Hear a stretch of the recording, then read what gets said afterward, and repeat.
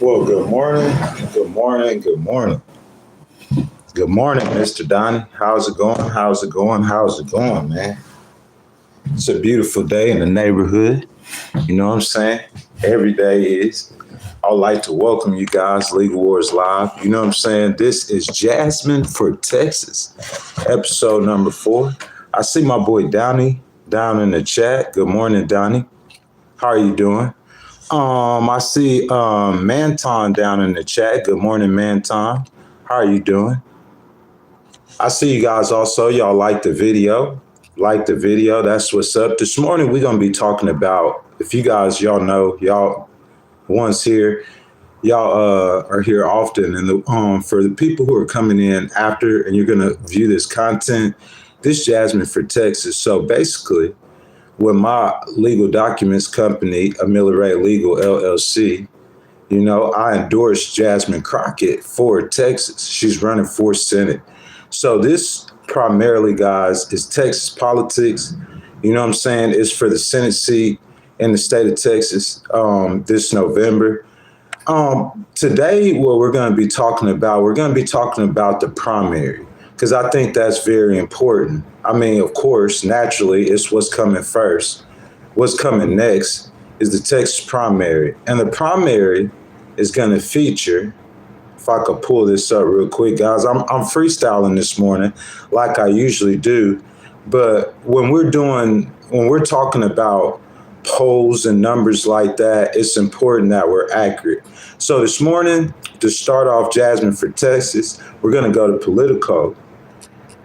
If you guys don't know, there's the primary is on March the 3rd, if I'm not mistaken. Excuse me for just a second, guys. Get a little better organized than this.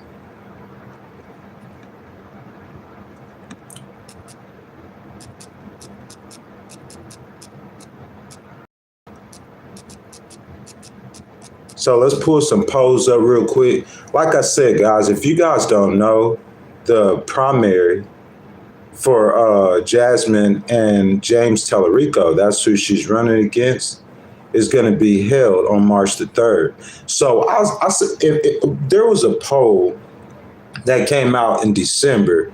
It was conducted by Texas Southern University, and it showed Jasmine with an 8-point lead, 9-point lead. How many people y'all familiar with that poll? When I see that poll, I'm like, man, that seems like that's more like what you would expect. I mean, Jasmine Crockett's a household name. She known in California, bro. She known in New York, man. I'm in New York right now. You know what I'm saying? And I'm supporting Jasmine, you know, and you know, New York, there's a bunch of big politicians here still supporting Jasmine, man, but it's a little surprising, this poll, the new poll that I've seen. So that's what we're going to go over. This story that I'm telling y'all, I'm not going to do the whole news story. I'm just going to get the important parts out of it. Then I'm going to get into my thing. So it is published January the 15th. January 15th, the story was published by the Texas Tribune. Okay, a new poll of Texas Senate primaries shows state representative James Tellerico, that's what he is, he's a state representative, leading U.S. Representative Jasmine Crockett by 9 percentage points among likely Democratic voters. Guys, when I seen that, my mouth hit the floor. I'm thinking in my mind, man, that has to be an error. Y'all know how they got AI and they be putting AI on everybody. So when I seen this poll, I was like, what? James Tellerico is ahead of Jasmine by 9 points? Come on, let's keep reading, see what's going on. And a sample of 413 statewide voters. See, that's not that big of a sample. You talking about 30 million people. You talking about legit 7 to 10 million people gonna vote at least. And you do 413, I mean, if you're going to do a sample, man, I need to see that sample in the thousands. Because see, what happens is when they do the polls, you know, they might only be getting certain voters, certain types of voters. But anyway, Tellerico, he's ahead of Crockett 47 to 38. Another 15% of voters were undecided ahead of the March third primary. This poll was conducted by Emerson College, okay? Now, a month ago, Texas Southern University survey found a poll with Crockett leading by 8-point margin. So you guys got to be aware of that. So I want to just share my thoughts a little bit on this James Tellerico situation, him leading Jasmine. Let me say this. So I peeped out James Tellerico. You have to do that. I mean, if you guys are really and truly interested in politics, you have to do that. You have to read, you have to study, you have to research. And as much as I say that, people are not going to do that. And that's just the bottom line reality of the fact. You know what I'm saying? They're going to trust what they hear on CNN. And I do too. A lot of the times, most of the times, but you can't all the time trust what you hear from no news organization, because they're going to give you the facts from their point of view. You got to go research yourself and let them facts hit you themselves. You see what I'm saying? So, guys, this is my thing. This is what I got to say. This is my point about the whole situation. Y'all give me just a second. Mr. Tellerico, when I watched him and I listened to him, he said that his goal is to reach all of the voters in the state of Texas. Now, on episode 2 of Jasmine for Texas, I was speaking about Jasmine crossing and reaching over to other voters. Me primarily, I was speaking of independents, and I was speaking of moderate voters, disenfranchised Republicans, and swing voters. That's what I was speaking of. That people misconstrued that I was talking about reaching Republican voters. Now, when I listened to James Tellerico said that he's trying to reach that voting block that I was speaking of. James Tellerico went further. He said he wants to even get Trump voters. That's what he's trying to do. Jasmine says she's not trying to do that. And I understand that. That was a big argument. What Ghost is trying to say, what I was saying on episode 1, episode 2, you want to reach as many voters as you can. The people who are not going to vote for you, who are Trump voters, who are solid, they're solid Trump voters. We're talking about the state of Texas. Okay? So those voters who are not going to vote for Tellerico even, you feel that? They're not going to vote for Jasmine. They're not voting for either one of them if they're the nominee. Those voters, you're not talking to those voters. You're not trying to reach all Republican voters in the state of Texas. That's not what I'm saying. You're not trying to spend money and resources to reach voters who are not going to vote for you. But what I'm saying is you have to open yourself up as a Democrat in the state of Texas to the largest appeal of voters that you can. Any voter with the slightest inclination and interest in you, you have to attempt to reach him. Another thing, number 2, that I heard James Tellerico say, he said that he was going after rural voters all across the state of Texas. He talked about how he went up there to Texas Tech and loved it, out there in the country in the sticks. He talked about how he went out there in West Texas past Austin, out there in the country in the sticks. You know what I'm saying? He's saying that he's willing to go all across Texas, all 200 plus counties. That's the difference between him and Colin Aubrey. Colin Aubrey was focusing on 34 counties. On episode 1 and episode 2, I spoke about the importance of Dallas and the surrounding counties, the importance of Austin and the surrounding counties, the importance of Houston and the surrounding counties. That's the majority of the population in the state of Texas. But however, Republican territory is those rural areas. Republicans have won 30 elections, regardless of how many Latinas, regardless of how many blacks that you have in those 3 cities. And you have numbers in those 3 cities. The Republicans with those rural areas have been able to control the margins and for 30 years have dominated statewide elections. You see what I'm saying? So you have to chip away at their margins in the rural areas. Bottom line, they're chipping away at your margins in the cities. You're going to see Ted Cruz. He's going to come to Dallas. He's going to come to Houston and Austin. I'm saying you got to be able to hit all 200 plus counties. Tellerico said he was going to do that. And number 3, if the last but not least, that I noticed that the difference what Tellerico said he's going to do, he said that his goal, he's already got over 10,000 volunteers. See, what happened is he's been running that election for a lot longer than Jasmine, let's be real. So he's got a head start on her. You know what I'm saying? But I'm just saying for Jasmine, I just hope that we get on the right path. My thing is to start off before I get into the analysis. If I'm looking at, I'm not going to take too much stock in that poll, but still, you got to look at that poll. He's an unknown. How many people in the stream know James Tellerico? Wait, none of us really know James Tellerico.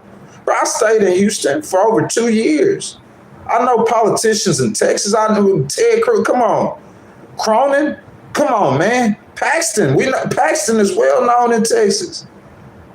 So I'm saying I know all these politicians. I never heard of James Tellerico. To see him up by 9 points, what's going on?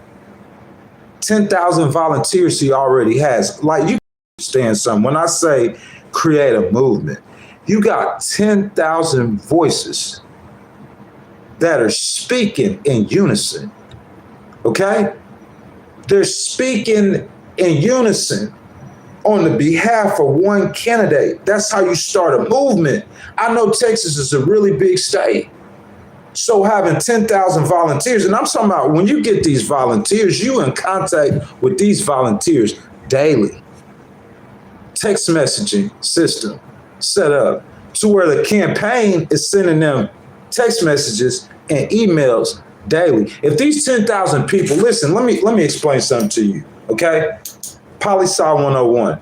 If I take a pen and a paper and a candidate, first of all, if that candidate is coming to Dallas, all right, Tellerico or Jasmine, if they're coming to Dallas, right, and I'm like, I want to go see them. I have an interest in them. If you have how many of us go to a political rally in your life? I've never been to a political rally in my life. There's millions of Americans who've never been to a political rally in their entire life, yet and still they vote. You see what I'm saying? It's a lot of voters don't go to rallies. But I'm saying, so if you have the enthusiasm to go to that rally to see that candidate, even if they're not there for the right reasons, even if they're not there to vote for you, I'm saying the ones who are there, the majority of them, you have a good chance of getting them to sign at the rally or at whatever event you're doing. I'm saying a rally so you could get mass numbers of them to sign. You got a good chance to get them to sign to say they want to volunteer for you and help you. You need to link, though. Not only are you linking a voter, because this volunteer is going to vote too, but you're creating a people ground-based movement. You need to link in with them. And you need numbers. Texas is a big state. That's what Tellerico's been doing. He's been going all across the state. Look, I'm going to go up to Lubbock. Tellerico. This Tellerico, just a state senator, state congressman. I don't even know. No one knows. He like 39 years old, young, good-looking white boy, smooth-talking politician. You know what I'm saying? And he a Presbyterian minister. So that's big in Texas now. Believe that. So he go up to Lubbock, Texas, and he like, listen, this is what I'm finna do. I'm finna do a rally, and I'm gonna try to get people to sign up. Now, he a progressive. I'm not that sure if AOC and Bernie Sanders, if Tellerico is a part of their operation. If you guys don't know, they got 1,000 candidates running all across the country, progressives. Bernie Sanders, the mad scientist. So I'm not sure if he's a part of their operation, but I can tell you he's a young Texas progressive. And that boy going to those rural counties, Republican territories, and he getting people doing rallies to sign up. I'm going to go to Lubbock. I'm going to go way past Austin out west. You know what I'm saying? El Paso. I'm going to go to South Texas. I'm going to go to East Texas. And he got 10,000 signatures, 10,000 people that he's communicating with on a daily basis. So it's not just your voice, Jasmine. It's not just your parents' voice. It's not just your allies' voice and your campaign's voice, Jasmine. It's 10,000 voices speaking in unison. That's number one. With those volunteers, number two, guess what he's going to do on the canvas?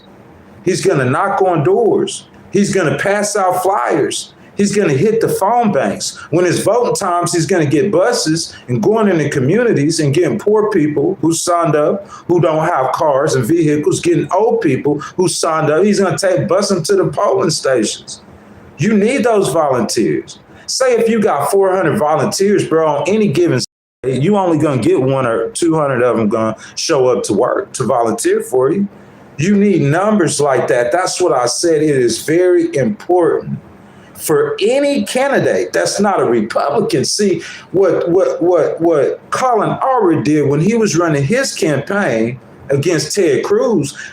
So Beto ran in 2018, and that's the race that Jasmine always talks about. And we're going to get into that race that Beto had against Ted Cruz. He lost by 3 points to 2018, okay? That's the last time midterm elections, President Trump, basically the same environment. It might be even more favorable for Democrats this time, but I'm saying Beto came within 3 points. That's the race Jasmine always talk about. Now, the race I'm talking about is when Colin Aubrey, if you guys don't know, this is Texas politics, when he ran against Ted Cruz. This was just in 2024. Ted Cruz beat him by 8 points. And I know, I paid attention. What happened? Colin Aubrey said he only went to 34 counties and he spent a whole lot of money on TV advertisement. That's not going to work for a Democrat. For a Democratic candidate, you're going to have to touch all 200 counties. And Dallas 200 times. And Houston 200 times. And it's a very grueling process. You're going to have to chip on those margins. That's the bottom line. Point blank, period. So that's another thing you can do with 10,000 volunteers. 10,000 volunteers basically will help her start, or help Tellerico start, a people-based movement. Okay. Now, that being said, I've said that that's episodes 1, 2, 3, and 4. 1, 2, and 3. We on episode number 4. Episode number 4. If you wake up today and you support Jasmine Crockett, or you work for Jasmine Crockett's campaign, you're not putting too much stock in Emerson leading her by 9 points in the Emerson poll. Not too much stock in it. I mean, but I don't see too many polls where Paxton on the Republican side is leading Cronin by 9 points. It's like 27 to 26. I see a poll, it's like 34 to 33. They're going to have a runoff on the Republican side. Neither one of them's getting 50%. And they neck and neck, like almost dead even tied. And Hunt usually down about 16% of the vote. You see what I'm saying? So, look, that's what I'm saying. That's what I'm saying, man. Like, it's a lot closer in every poll I've ever seen on the Republican side to see a Texas Southern poll, which is mostly black voters, which is mostly Jasmine's base, of her base, her about 8 points in the Emerson College poll. That's a different angle, and show him up by 9. What's the truth? This within 30 days. You can't see it's been a 17-point swing in 30 days. It's no way possible. Which poll do you count on? But I'm saying, if you on Jasmine Crockett's campaign and you wake up this morning and you look at that poll and you see him up by 9 points, there's a couple things that I want to pay attention to. His lead amongst men, I wouldn't even try to counter that. If I was Jasmine Crockett against James Tellerico, how I counter his lead against men, I'll try to run up my numbers with women. But here's what's important is the Latinas. He is winning Latinas by 20 plus points in that Emerson College poll, and that is disturbing for me. Like, she has to be able to start relating to, speaking to, and reaching the Latina community, which is 40% of the population in the state of Texas. Listen, let me explain something about a Texas Democrat that's reaching Latinas. Beto, if he reached just a few more Latinas, I think he won maybe 65%. Y'all don't quote me. But he beat the Republican in the votes amongst Latinas, but it's about margins. It's all about the margins. If he would have won a few more Latinas, then he could have beat Ted Cruz. So if I'm looking at these two candidates, or if I'm Jasmine, like I said, I'm going to stay on point. If I'm Jasmine's campaign and I'm waking up and I'm seeing 9 points, I'm trying to see why in any poll that he's ahead of Jasmine Crockett by 9 points in any poll. Whether the poll is completely accurate or not, 9 points, no way. So I'm saying, if I'm looking at those numbers, the Latinas is what stands out to me. That number amongst Latinas is key. He's winning by 20 plus points amongst white people. You would imagine that. She's got 80% of the black vote. She needs to drive those numbers up as well, though. She needs to be up about 90, 95% of the black vote. But that number amongst Latina, and I seen Jasmine, I seen a commercial that she has where she's reaching out to the Latina community. But I'm saying, in my opinion, you have to take steps that's further than that. You got to go plug in their community. How do you plug in their community? Churches. Yeah, barbershops. Yeah, the community organizations where they're feeding the poor. They need to see that politician, Jasmine Crockett, and the Latina community. If I like, it's just how you run in the campaign. I would bring TV stations out. I would let the people see me plugging in, connecting with that Latina community. In Congress, I know there's they have the Urban League. There's a Latino community in Congress. I'm sorry, I don't know what the name of it is exactly. Someone could put it down in the stream. I'm saying she needs to connect. She has to reach and win over, have a message for the Latinas in the community across the state of Texas. That's first and foremost of what I seen out of that poll, okay? And what I think her campaign should be focused on. Reaching Latinas. Episode number 3, what I said the way I would do it, and I stand firm on this, and we finna get into the content now, okay? Episode 4, we gonna get to it, the strategy and the analysis. But this is just the introduction, because when I seen that poll, that was kind of disturbing for me. What I say is for Jasmine to quickly, you got things, Tellerico, when he first announced he was running for Senate, it was probably back before November, definitely. Back before September, it might have been in August of 2025. Jasmine announced in November, December, I think December. So he's got like a 4-month head start on him. But what I said is that if I was her on episode number 3, how I think she can get the quickest, she needs to get to 10,000 quick. She needed, because 3 weeks before March the 3rd, it's game time. Those volunteers got to be, she don't have, March the 3rd, they're voting. Y'all realize that half of January is gone.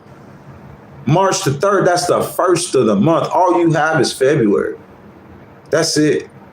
So I'm saying, like yesterday, you need to be signing up volunteers. If you only got 1,000 volunteers, like that's going to be hard to beat him. Because I'm saying that dude is he 39, he active, he on it, he trying to get it. You know what I'm saying? Ghostwriter give advice, bro. I'm not just talking randomly or not rambling.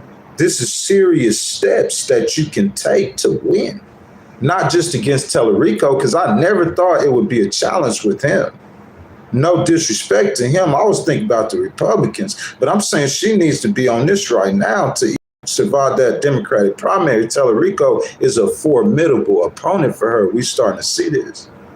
So what I'm saying, what I said on episode number 3 of Jasmine for Texas in my strategy session, what I'm finna get to a new one in just a second. What I said, what I thought that she needed to do, campaign strategy, the quickest way for her to solidify a base and to get to that key number of 10,000 volunteers who will need to be on the ground active working for her by Valentine's Day.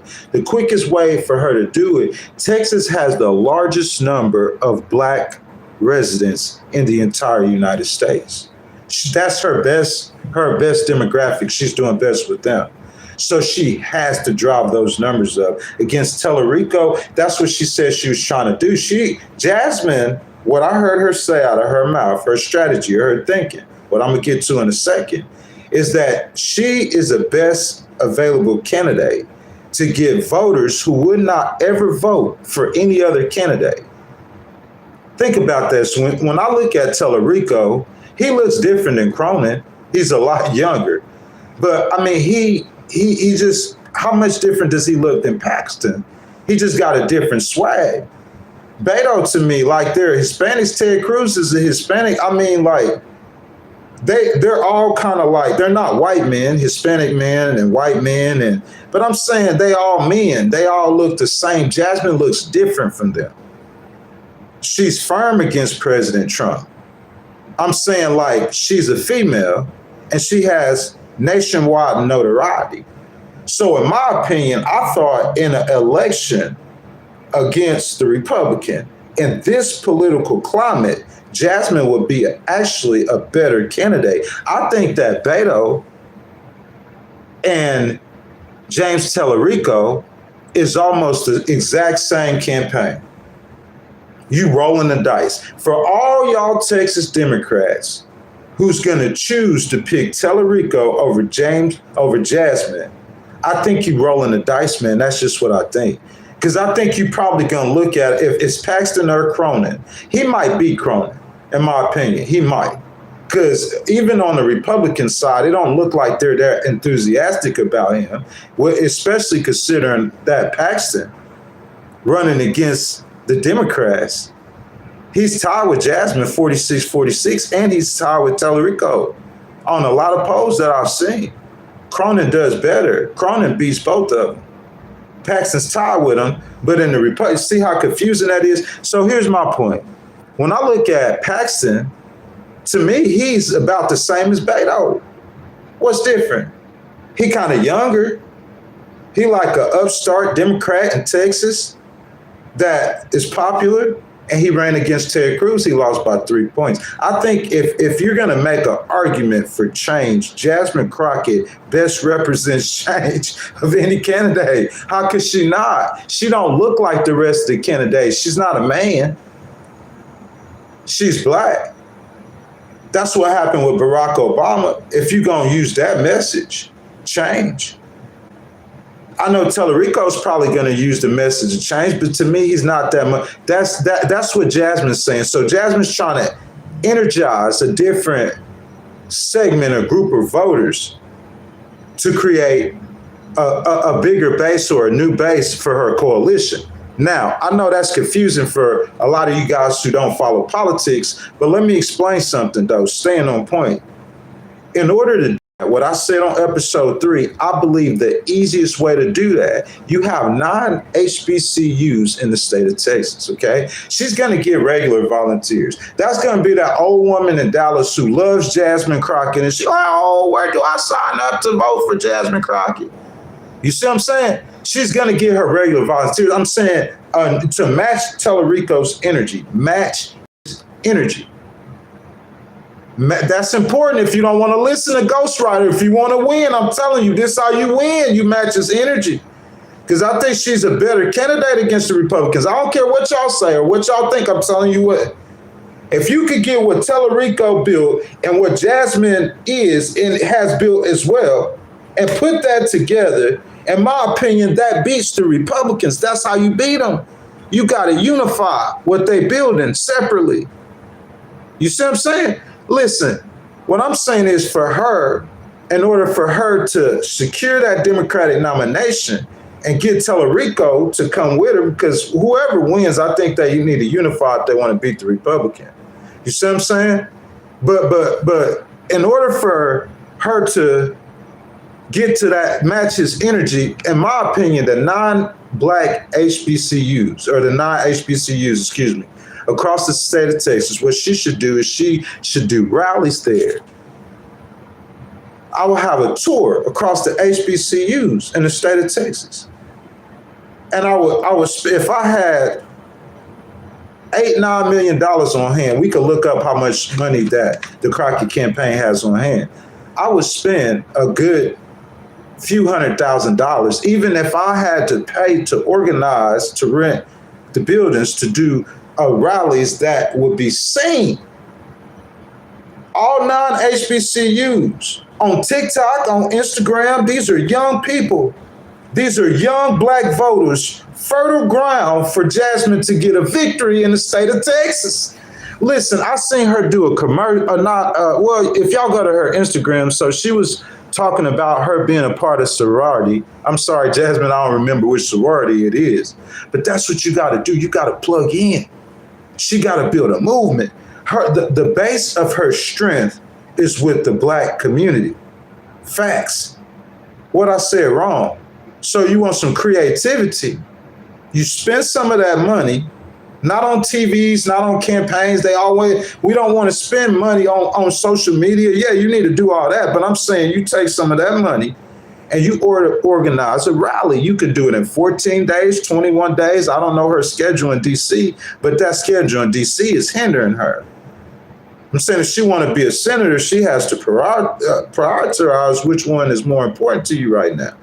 But I'm saying I would do within 21 days or less across non-HBCUs, I would do rallies. At those rallies, she needs to sign up volunteers. If she did that, I think she could get at least 5,000 volunteers. That's what I said on episode 3.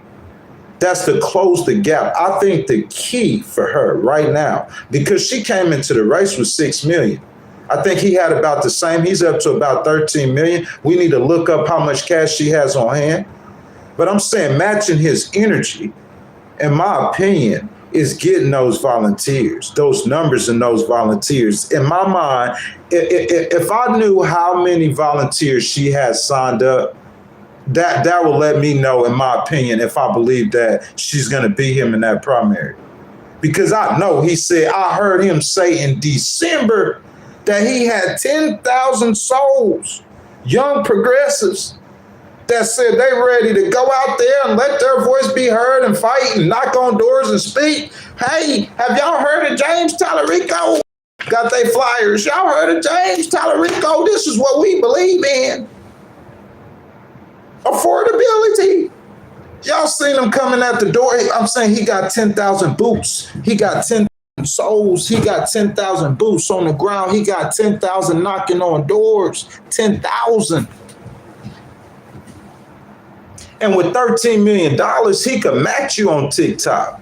You know what I'm saying? I guess them Latinas, they see this little smooth face, little clean cut, little white boy, and he got to appeal to them. You see what I'm saying? You got to match his energy. Because I'm saying Tallarico not playing, bro. If I'm not mistaken, I heard Barack Obama. Y'all go ask President Obama his opinion of Tallarico. I heard Barack Obama praising Tallarico Titan, bro. Y'all, who is James Tallarico? Barack Obama was praising him. You know what I'm saying? Ask AOC, ask Bernie Sanders what they think about James Tallarico. They like the Democrats, they like James Tallarico, man. And that's what I'm saying, but none of that matters. Because it's like this. It's like, Jasmine, you Michael Jordan in politics in the state of Texas, okay? And James in Democratic politics in Texas, that's facts. And James Tallarico, he like Kobe Bryant. He coming up. He gonna be a star. But listen, I'm telling y'all, I remember the same time now we in the episode 4. Let's get into some analysis and some strategy session. Number 1, okay? I'm gonna build this, freestyling it. Number 1, why Jasmine Crockett is different than James Tallarico, okay? Now, on the table, Democrats, this is what you have. You have a Black female who's a strong candidate. I don't care what you guys say. She's a very strong candidate. She's very intelligent. She's an attorney, okay? She's a fighter. And she has name recognition nationwide, Jasmine Crockett. On the other side, you have James Tallarico. You have a 39-year-old, I believe, Presbyterian minister who's a progressive. That's very interesting. He's smooth talking. He's a good-looking young white boy. That's the choices that you have. When I look at James Tallarico, this point number 1, why Jasmine's different and why Ghostwriter believes Jasmine, my argument, let me litigate my case, boy. When I look at James Tallarico, if I could speak to President Obama or if I could speak to to any of the to Bernie Sanders, or if I could speak to AOC as a political strategist predicting. When I look at Tellerico, I'm seeing Beto O'Rourke 2.0. Am I right or wrong? So my thing is, if the Democrats are looking to pick Tellerico, what you're saying is you're trying to run that 2018 playbook back. You're trying to run that 28 playbook back with Beto O'Rourke and see if you could close that 3-point gap. What y'all think? Where's my analysis wrong at?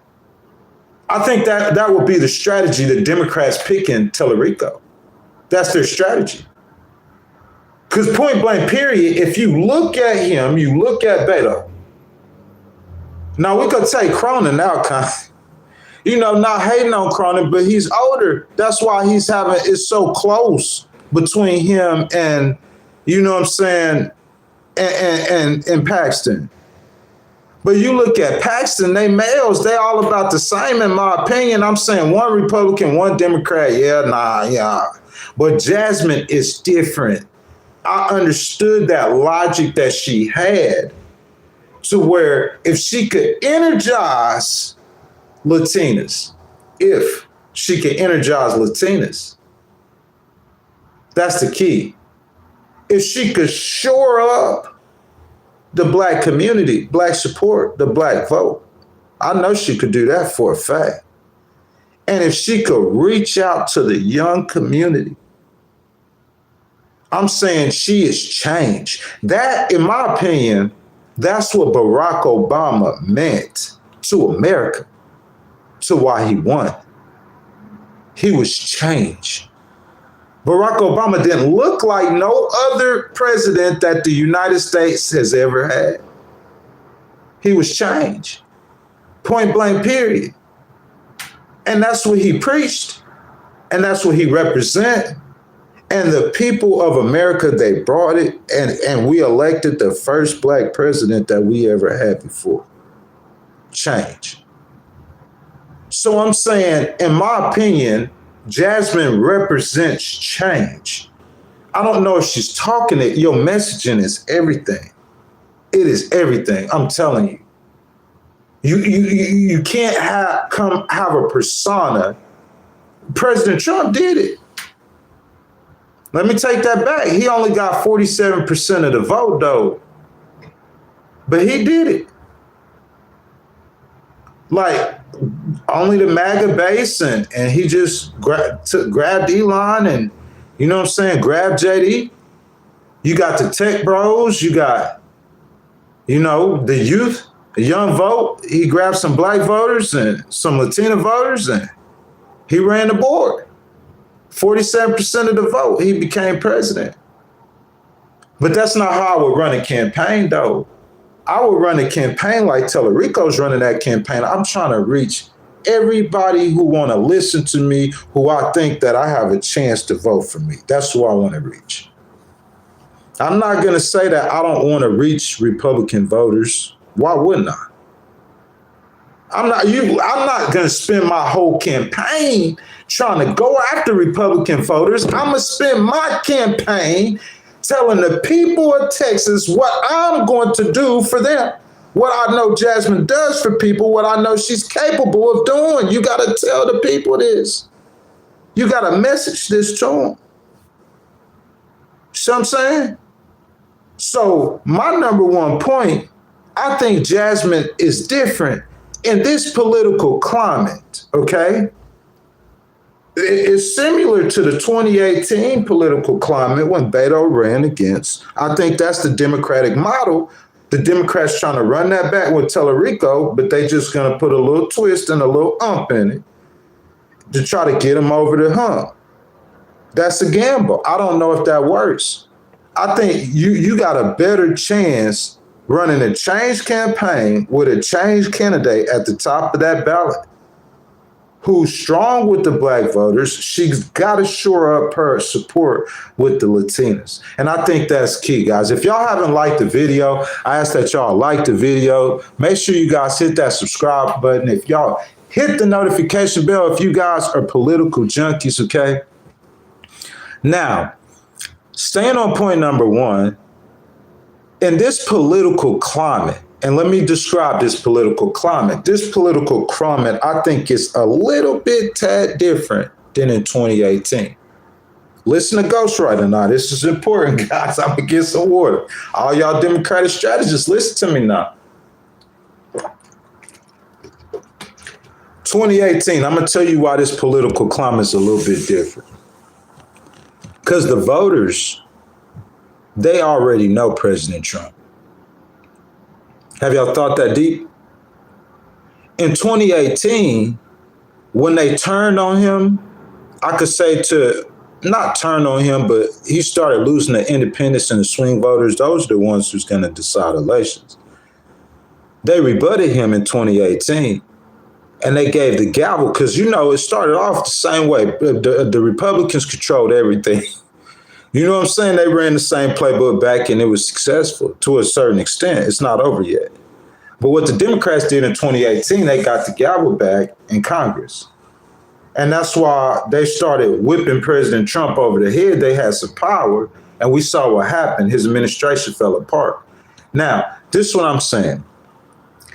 If you run in that same campaign 2018 with Beto, similar candidate, and what I'm saying is, the change candidate works the best to me is because the voters, they know President Trump this time. You say, Ghost, how does that make sense? They still voted for him. Yeah, they voted for him. Let me explain why I'm going to tell you why they voted for him. Because of what happened in 2022 with inflation. That's why they voted for him. You see, I'm going out. Y'all remember in 2021, you could go to McDonald's and you could get a cheeseburger for 99 cents. Y'all remember that dollar menu at McDonald's? I do. McDonald's is one of my favorite restaurants. Hey, you ain't getting nothing for 99 cents at McDonald's. Now, I know restaurants. That's just small. Everything in life, inflation, it got higher. That's why. That is why. They remember President Trump when he first got elected. Okay? They remember 2018.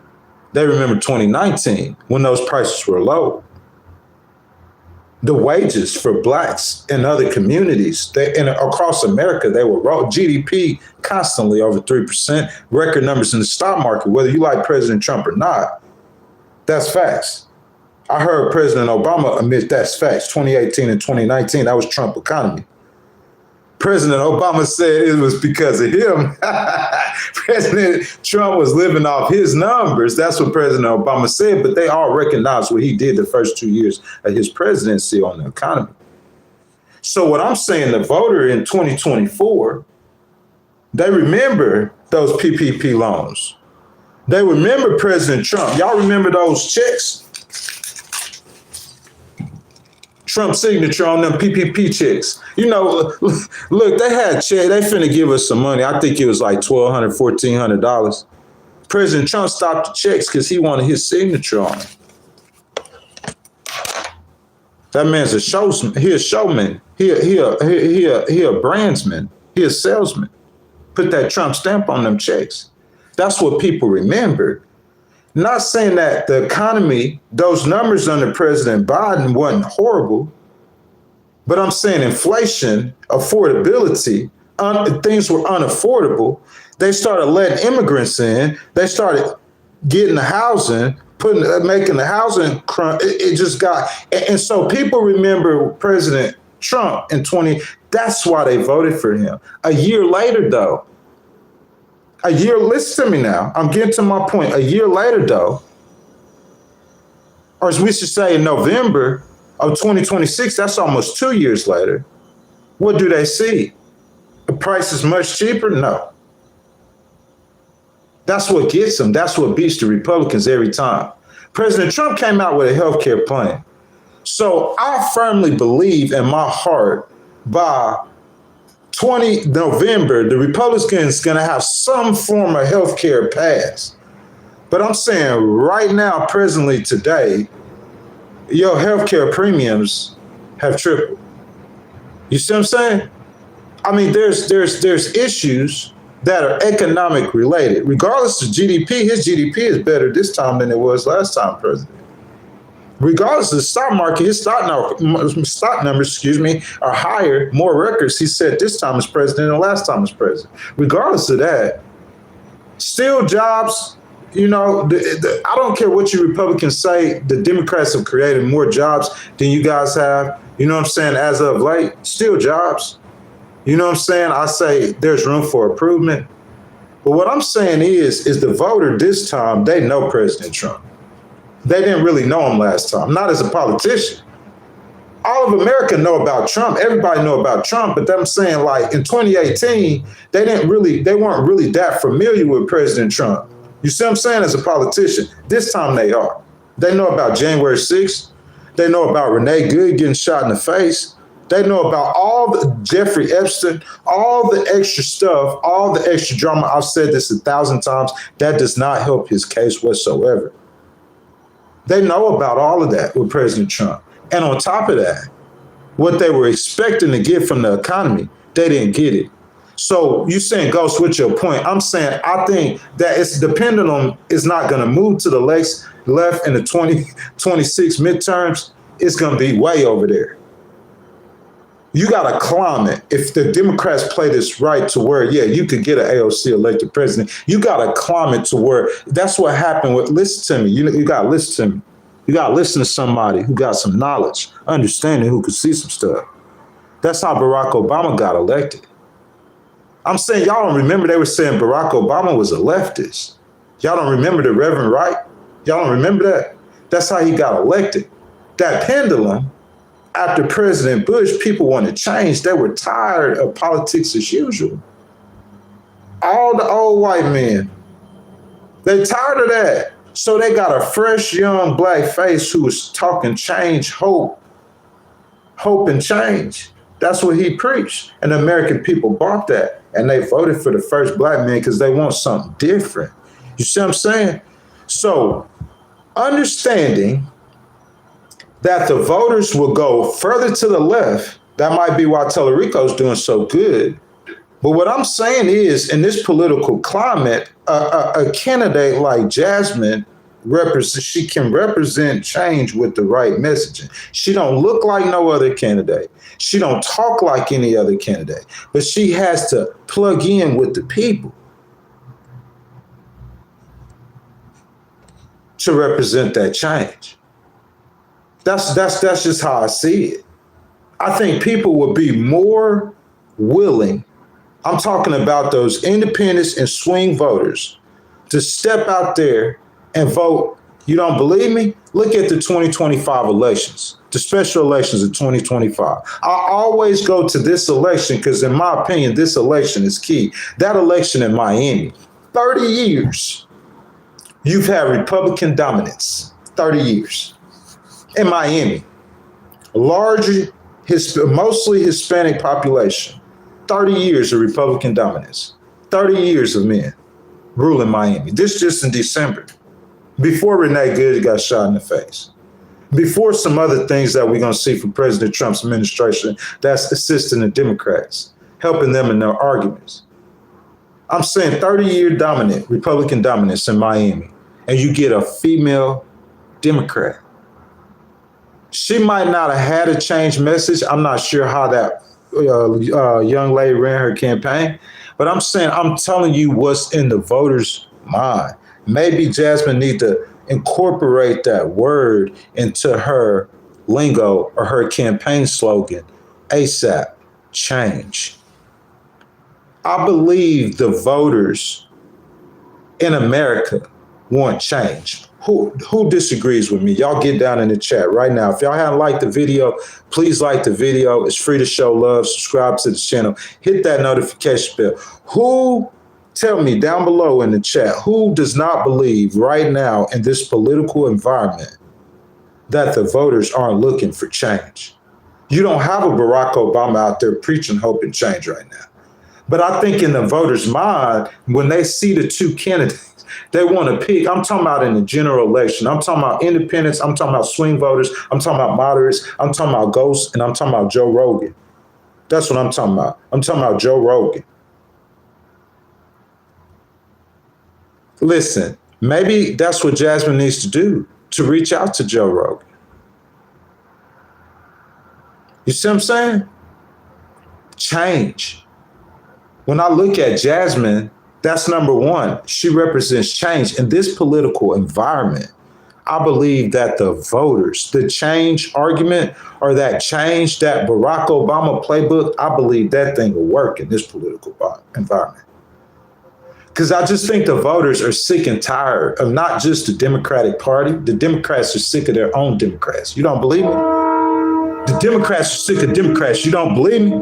Ask Bernie Sanders if Democrats ain't sick of Democrats.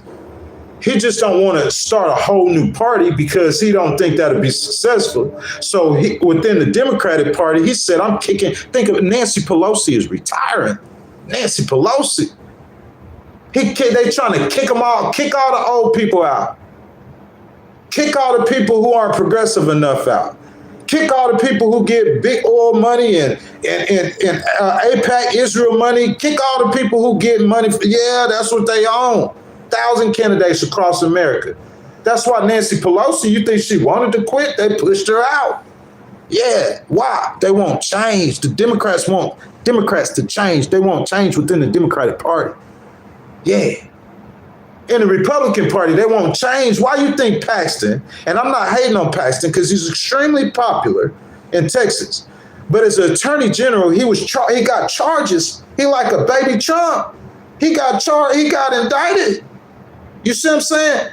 But why you think that he's still running neck to neck in every poll, slightly leading Cronin in every poll? Cronin has been a senator in Texas for how many years? And he don't have no indictments or charges. But why you think Paxton's doing so good? Because within the Republican Party, they won't change. They won't change. The Democrats and the Republicans, Jasmine is just a voter. We're all voters. Everyone is voters. The heartbeat of the people of America, we're all voters. What you talking about, Ghost? You're losing us now. The mentality of the voters, you got to tap in with them. Change. If she comes out with that message of change, guys, we want to do things different. That message, I think, is a winning, resonate message. And on top of that, she best represents change. She looks just like Barack Obama. She looks different than everyone else. The voters, they want to go in a different direction. The Democrats do, the Republicans. You got to tap in. You got to plug in. That's what it's about. Number two. And my strategy, my analysis for Jasmine, I've kind of said this before, but I'm going to say it again, man. It's time for her. And I know she knows this because I watch her pages on Instagram and YouTube and I see the commercial, but it's time for her. Listen to me. We're going to demonstrate this. Miss Crockett, it's time for you to step into the Hispanic community, baby. Oh, yeah. You got to step into that community. You got to step into the community. Who the Hispanic superstars in Texas? If it was Ghost, we're all the Hispanic podcasters in the state of Texas. Well, give them to me. Name them to me. Put them on a list for me. All the ones who get viewership in the state of Texas, across Texas. The Hispanic TV channels. The homegrown TV channels, the homegrown radio stations, the Hispanic stations, you got to plug into that community. Man, I'm telling you, you looking at a state with 30 million people, $100 million race. Okay? Hold on, guys. I just want to get my words right, because if I could say the right words and get the right vision, I believe that Jasmine is the best candidate for change, and she is the candidate that's going to win. Number two, I don't think that Tellerico, I might be wrong, though. I could always be wrong now. I hardly am. But I'm saying, I just looking for predicting. I don't, unless the Democrats got, I don't know their playbook, but I'm saying you running that Beto playbook back. But they saying, but Ghost, you said the pendulum swinging more to the left. Yeah, it is swinging way more to the left. They know President Trump now. The voters might be more fed up with him, the independents or the swing voters, or I don't know. You go ask Joe Rogan's audience. That's the best audience. He from Texas. You know, they might be more willing to step away from President Trump, but I'm saying they stepping away from President Trump to what? To James Tellerico? To Beto O'Rourke? I'm saying you moving from Paxton or Cronin to Tellerico? That's not change. It's about the same thing. He's just a softer vote. That's just the way I see it, y'all. It's the same thing you did with Beto. Look, what's gonna happen, Democrats in Texas, if y'all nominate Tellerico and you come up this short, instead of losing by 3 points, you lose by a point. What Jasmine said about her energizing a base of voters who would never vote otherwise, that's what I'm tapping into. That, you know how many voters voted for the first time with Barack Obama? They never voted in their life. I know people in my personal family that they never voted in their life. They voted for Obama once or twice and they never voted again. That's what Jasmine's talking about. And a lot of these are black voters because a lot of Texas voters do not vote. The ones that's registered to vote don't vote. And you got fertile ground of potential voters that you could get registered, but they don't have no candidates. That's what she's talking about. This is her whole playbook. I'm speaking on her playbook. And this is why she's saying she's the best candidate, and I agree with that. That's just how I feel. I agree with that.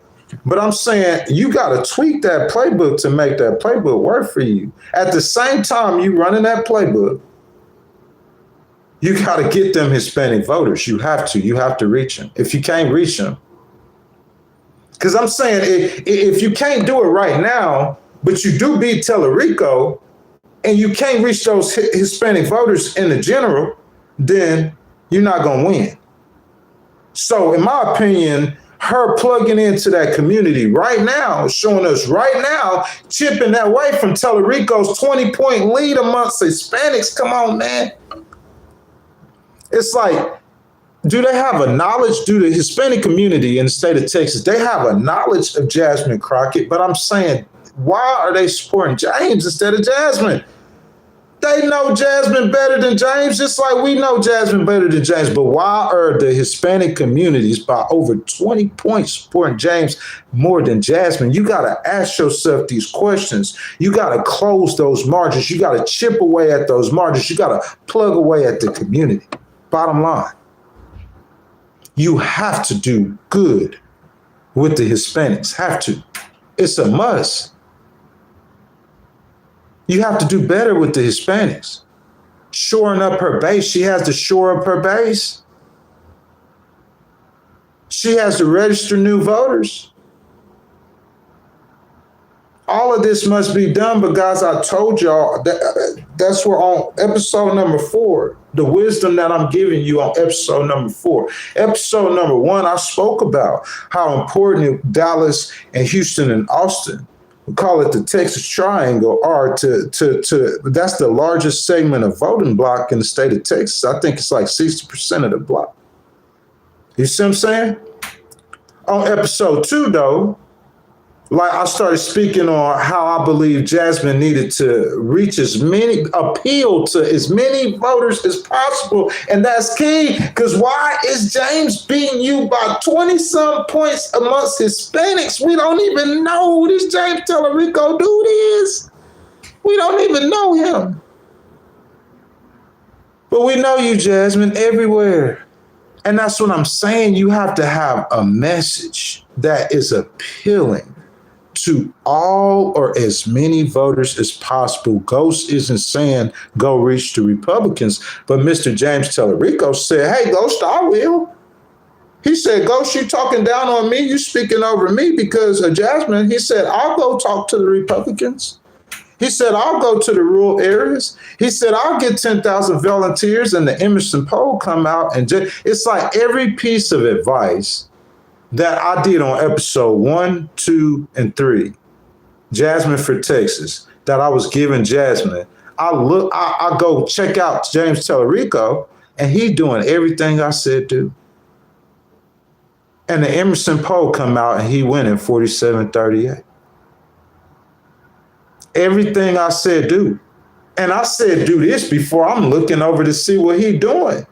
Because regardless of what he was doing before January 15th, before that poll just came out, you talking about episode 1, 2 was in December. We did 3 earlier in January, all before this poll.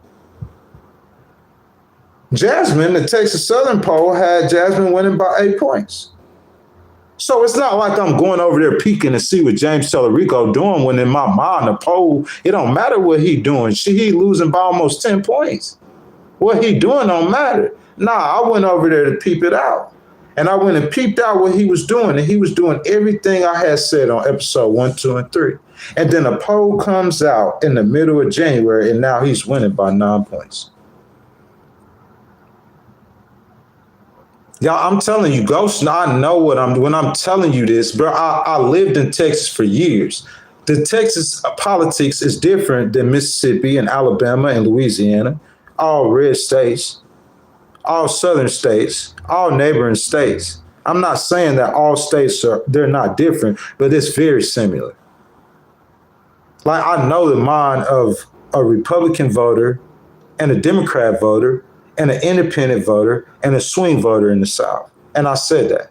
The independent, you don't have a real Democrat in Texas. There's a few, but mostly they're not Democrats like you have Democrats in the state of New York or in the city or New York City. They're not those kind of Democrats. You say, Ghost, what you mean? All the Democrats in Texas, they still got a little red tint to them. They're not like blue dog Democrats. They like light blue Democrats, light blue dog.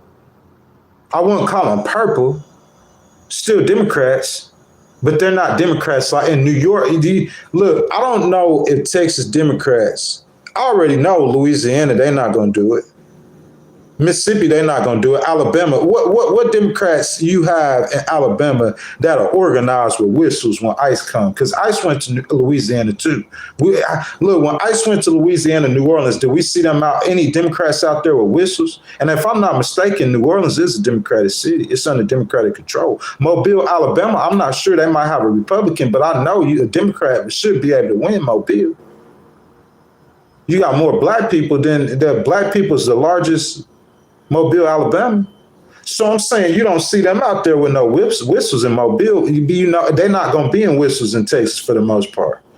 I know a guy, though, I seen on the news, a guy did ram a car against ICE agent in Texas. So it's a larger Democratic presence in Texas than it is in Mississippi, Alabama, Louisiana, and Florida. I leave Florida out of it because I know Florida politics as far as, look, a lot of those Democrats in Austin, like, your boy, Elon and them. Elon not a Democrat, but a lot of his homeboys are. Everybody, Tesla, they full of Democrats. They all come from Cali, bro. You see what I'm saying? They trying to infiltrate that California politics. So they bring in the Democrat, but they coming into Republican. It's a red slant. You don't understand it. You don't get it. I understand it and I get it. So you got to listen. I don't know if James Tellerico and them understand it and get it, but I'm saying it seems like they do. You got to listen. It's a red slant. You can't look at what Mandami did in New York because those Texas Democrats aren't New York Democrats. In New York City, they will go out there and they will throw firebombs at ICE. They're not going to do that in Texas. No, it ain't Democrats in Texas like they are in Minnesota. I'm telling you, I travel. I don't just go to New York, fly to New York or fly to Cali, do a little speech, and then I'm back in DC. I'm up here living. I'm talking to I know the politics in this area. I don't have to read nothing. Nobody got to tell me I'm living this. I understand this. And I know in New York City, they got real Democrats. They're going to stand up and they're going to fight. They don't care what goes saying. They're going to go toe-to-toe with President Trump and his administration. And they look at somebody like Ghost or Joe Rogan in the middle. They really look at you like you a op, really. You a Trump supporter. Anybody who they see who ain't riding with them, they hardline, they real. And the king of them is Bernie and AOC. That's facts. That's that movement. It's like a new party, but they taking hostage. They took over the Democratic Party, strong-armed it, bumped out Nancy Pelosi, AOC, the queen. I don't care what y'all say. I know what I'm talking about.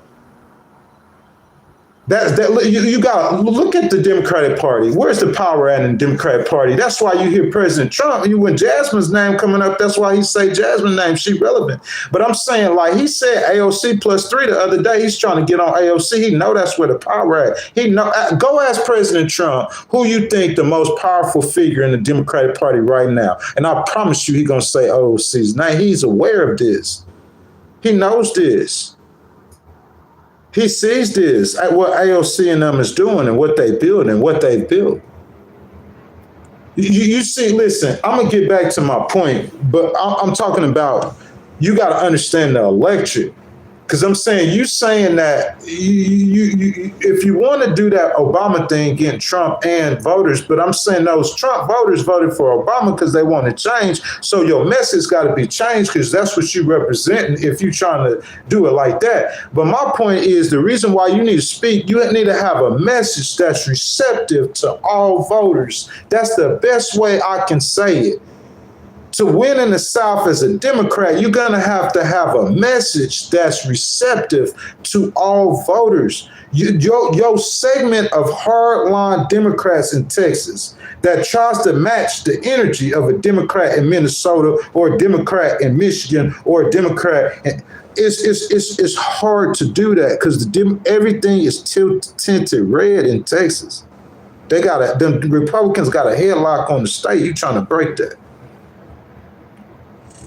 In order for you to break that, you can't come through like, you got to be slick and smooth like Tellerico doing.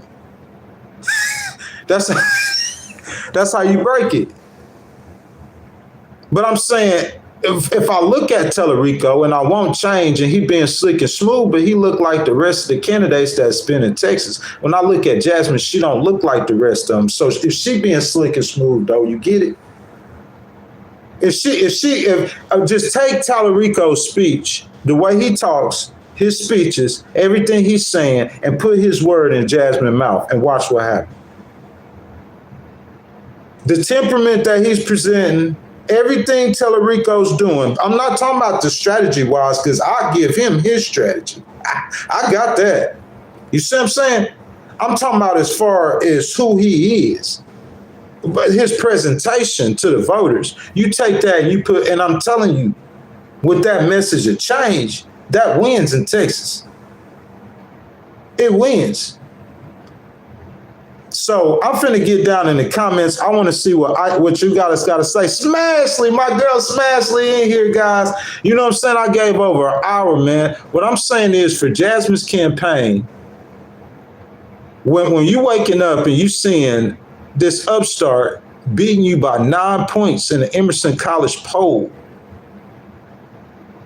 don't take too much stock in it. But you only got 45 days, man. You got to get to work. You got to get it done.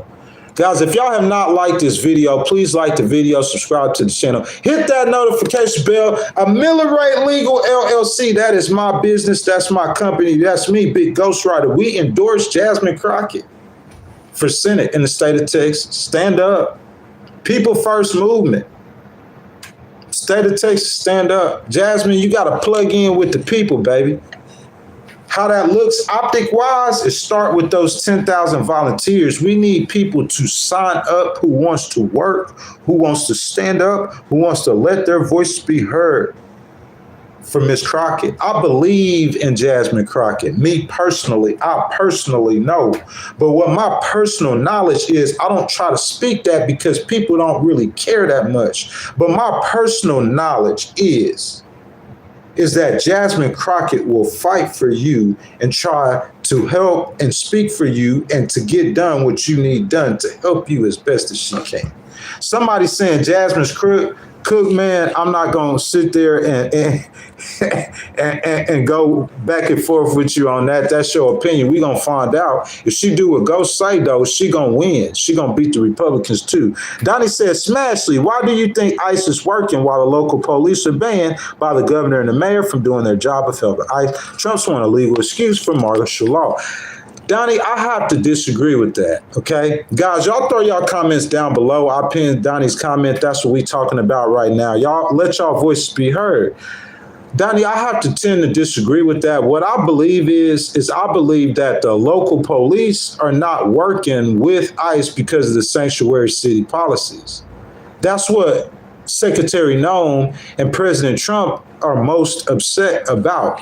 Donnie, I'm glad you brought that up. What I want to say, or what I want to see is, I want to see Governor Walz extend the olive branch with some rules and stipulations. Listen, the Democrats have made their point in Minneapolis. I think Secretary Noem, I don't think Secretary Noem, I know Secretary Noem, she needs those, because the police officers, the city and the state police, they know how they trained on handling these situations. And ICE isn't. And that's why you see the mishaps with ICE. Because ICE, dressed in their BDUs, being militant, are used to going after criminals, violent criminals, used to going after, you know what I'm saying, immigrants. They're not supposed to be doing crowd control. ICE trains in crowd control? Come on, guys. But the reason you having those problems, because in a sanctuary city or in a democratic city, the mayor and the governor of Minnesota, they're not allowing their police to help ICE. So ICE out there by themselves, they don't really know what they're doing. They're not really trained for that. You see what I'm saying? What I want to see is, okay, good morning, Brian C., Mr. Donnie. I'll try to get Smashley. I'm going to try to get all y'all at least one time. What I want to see is, Donnie, that was a good point. That's why I pulled your question. I want to see Governor Walz, whatever problems he have with ICE operating in his city, okay? Because, listen, guys, a judge is not going, she can order maybe the police or some kind of guidance or some kind of monitoring of ICE's operations in the city or the state. But the judge cannot order ICE to not be able to operate in Minnesota or in the city, man. That's going against the law. That's their job. You see what I'm saying? President Trump, I wouldn't say he has a mandate. He has authority to use ICE to go after immigrants. That's what he's supposed to do, a legal authority. So what I'm saying is Governor Walz has let his voice be heard, and Mayor Fry has let their voice be heard, and their disdain and distaste for ICE. But what I would do is, with that court case, I would try to come up with a solution. Ghostwriter. Minnesota Democrats, I would try to come up with a solution to where the local police could be involved in the operations with ICE, not necessarily helping or assisting them. You see what I'm saying? But more monitoring them and protecting your own citizens. Okay? So moving forward, that's just what I believe. That's how I believe you get to unity and peace. I think Governor Walz and Secretary Noem need to figure out a solution to where you can let the locals help ICE, because the locals are trained in doing that job. The locals know their community better. Maybe that would mean that, you know what I'm saying, you would have to get ICE to back down a little bit. I don't know. They need to sit down at a table and work something out. Let's see. Smashley, let me get you in here, baby. She says they can pass and enact laws that do oversee state government. However, states are allowed to make their own laws, and government cannot come into the state and break their laws without being held responsible. And that's true too, Smashley. That's why I chose your comment. You can have two opposing thoughts that's true at the same time. So Donnie is saying that the feds need help. ICE need help. ICE needs the state and the locals' help in their operations. What Smashley is saying is that the state of Minnesota have their own laws. She's standing on the sanctuary city laws. This is my response to that, though, Smashley. You got a young lady who got shot in the head 3 times by an ICE officer. And you know what Ghost would say? I'm not blaming nobody, but what happened? The girl who played her part in her own death, and that ICE officer who, in my opinion, was too aggressive in that young lady's death. But what I'm saying, he's not just trained. He's really not. That's not his forte. That's not his expertise. The city and the state and the local cops are more trained to do that. They need to be out there with ICE, but they're not. And Ashley said that in Minnesota, they don't believe in deporting, and that's a clash of cultures. That's a war of cultures. We talked about that yesterday. In the meantime, you got a young lady who got shot. Brian C. says Smashley is wrong. Brian C., good morning. I was finna get to your comment. Thank you for the donation. We're going to get to that in a second. But Brian, this is what I'm saying. Listen, y'all got to come to, look, this is what I'm saying. Hold on a second, y'all. I'm finna get into this. This is the whole argument. The Democrats don't want you in their cities with ICE grabbing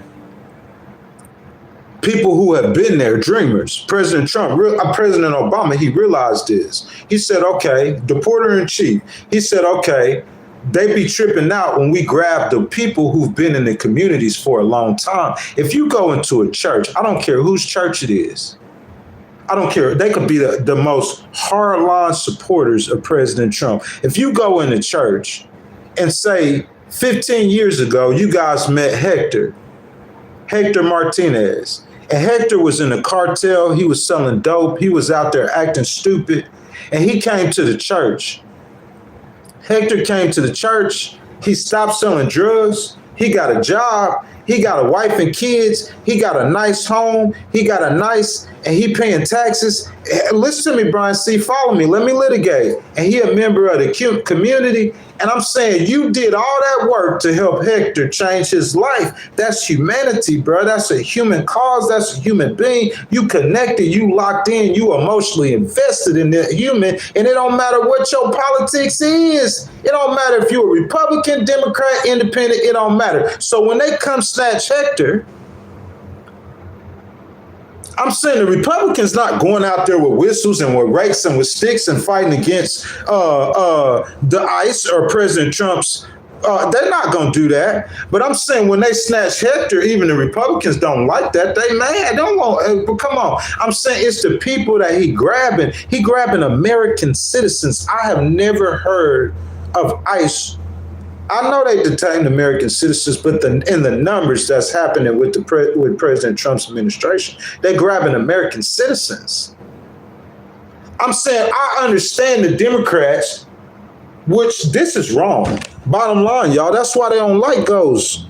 That's why Ghost can't fit in with no party, because Ghost is a true speaker. Now, Brian C., let me go scroll down and get one of your comments, and I'm going to just pin it. What's up, Titan Brew? I see you down there.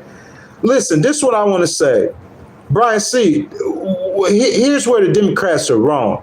I understand you guys don't agree with what President Trump's doing, coming in and smashing your citizens. Okay, Democrats, I don't think that's right either. Bottom line. How I would do it, I know that it's a difference, though, because what President Trump and what Kristi Noem is saying is they didn't let 15 million people in. She said 25 million. I'm going to say more like 11 and 15 million. Illegals. She might be right. She's sitting there with the data and the intelligence. So whether y'all like her or not, I'm saying unless you got hardline facts, don't just bet against her, because she's sitting there with all of the data and the intelligence, okay? She said that they let in all these, they said, you remember those 300,000 missing children? Brian C., they said they got 129,000 of them back. So that's what they're doing. They're aggressively going and trying to yank out the people that Joe Biden and them let in. That's what they're doing.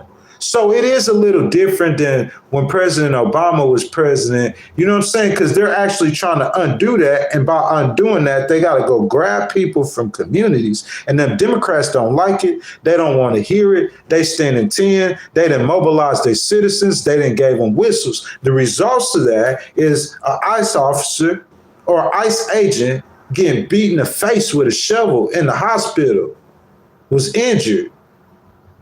The results of that is during that same incident, you got 2 Minnesota citizens in jail for beating on that ICE agent, and you got the immigrant he was chasing in the hospital because he got shot in the leg. You got a young man. I seen this on Don Lemon. Y'all got to understand Ghost now. Ghost watch all the way. Where y'all left at? This y'all left. Ghost watch all the way from Don Lemon on the left to Joe Rogan in the middle to Candace and Tucker on the right. I watch them all. I'm an independent. You feel me? I seen on Don Lemon, I had talked about this other day, the young man, bro, he got this boy, how old this boy got? One eye. And Ice done this. If you tell me, listen to me, Ghost is a civil litigator, over 25 cases, 3.5 years, independent paralegal. I got a record of 9-2. Yeah, I was 8-2. I got to update it. Not that I got a settlement. I just dropped this case on somebody that I love. You know what I'm saying? Don't want to have to pursue a case, somebody that I'm affectionate about. You know what I'm saying? But you know what I'm saying? I did get out of that in a positive way. You know, we settled that. So 9-2 overall. Okay? I'm a civil litigator, man. This boy got his eye missing. And you telling me that he shouldn't have been out there protesting. He out there, yeah, you right. Secretary Noem, you right. President Trump, you right. That don't mean you black his eye. That don't mean you bust him in the face with tear gas and take his eye out, because you know what he do? All he got to do is call Ghostwriter, and Ghostwriter gonna plug him in. After I do them documents, I'm gonna plug him in, and we gonna ask the federal government for his eyeball. We asking for at least $1 million. Oh man, you crazy. That's too much compared to negligence. Yeah, we gonna ask for $1 million. I'm gonna fight for $1 million. Because my argument is that even though the boy out there protesting, that's his constitutional right. Do you know we got a constitutional right to protest? You know that, right? And even if he wrong, the appropriate response to him protesting isn't for him to lose his eyeball. That young man. You see what I'm saying? So that's what I'm saying. You got this clash of cultures between the Republican and the Democratic Party, Brian C. And Brian C. Brian C. of what you're saying is right. They shouldn't be interfering and impeding in federal operations. That's wrong as well. But I'm saying their argument is that we're protesting. So whenever you have ICE have aggressive or have an overactive response, it's a clash of cultures. The Democrats are fighting. This is what I'm saying. It's a culture war, pretty much. And there's been bloodshed on both sides. That's why I use the word war. Because it's bloodshed. You have winners and losers, all of that on both sides. I believe I always talk about Charlie Kirk's death. Somebody said yesterday that why you talk about Charlie Kirk? He was a white supremacist. He might have been. I don't want to see the KKK dude get his neck blown off on national TV, though. I don't think that's good for our society. I don't think that's good for the youth. He represents youth, and that's violence. But I think there's consequences for that. But I think Charlie Kirk is part of the culture war too. He's a casualty of it. And I think it's culture war in America. The way you get to peace is what Donnie was talking about, Brian C. talking about, Smashley. It's that state government and that federal government. We need Kristi Noem and we need Governor Walz and Mayor Fry to have a conversation. How about we do that? Can we start there? Can we start there? Can we get Secretary Noem for the people of the state of Minnesota, for the people of Minneapolis, for their safety, for those ICE officers' safeties, casualties on both sides? And it'll just get worse from there. That's what happens in the war. It gets worse. You have more people getting killed, more protesters, and you're going to have ICE agents who's going to get maimed, injured, and killed as well. Both sides. ICE against American citizens. That has to stop. I don't see how the Republicans can win long term in that. So if you want to play politics with the life of the people of Minnesota and Minneapolis, which the Democrats saying they ain't playing politics, they just don't want you snatching Hector Sanchez or Hernandez from their community. They want immigrants to stay. But I'm saying if you want to play politics, then, I mean, over the long term, I don't see how the Republicans win the argument. You can't have no Renee Good. Imagine if you getting a Renee Good in the face every month. You know how many hundreds of millions of people who've seen that? That's not going to help the Republican Party. That's not helping their argument at all. So long-term sustainability against, I don't think that works. Christie Nome and Governor Walz and Mayor Fry needs to sit down and work out an agreement to where the locals can be involved in ICE operations. The Democrats have made their point. Whatever they want to lay out on the table. I'm saying if I was the Democrats, I would say, hey, a part of my deal would be to have that ICE officer investigated. I'm not trying to negotiate a deal between the Democrats and the Republicans on immigration. But I'm saying they're going to have to work that out in Minneapolis because it looks like a war zone. Y'all just not looking at it. Y'all not watching it. Y'all got to watch that stuff. It looks like a war zone. You got 3,000 men in camouflage, BDUs.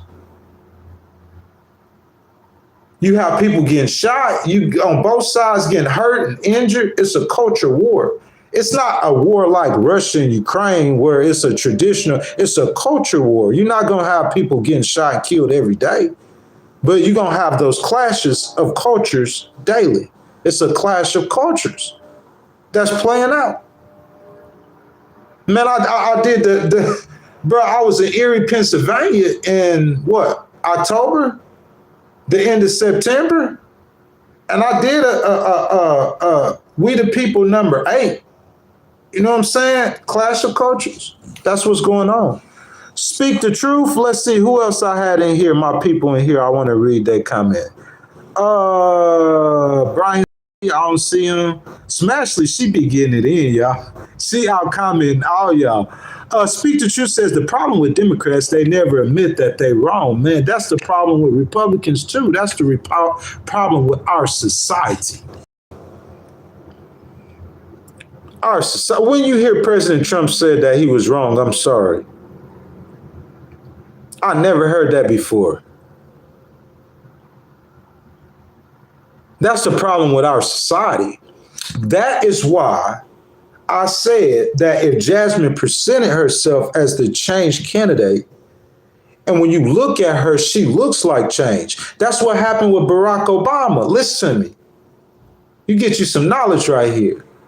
The American people have been tired of politics for 1,000 years. Not really. But I'm saying after George Bush, they stopped voting for traditional politicians.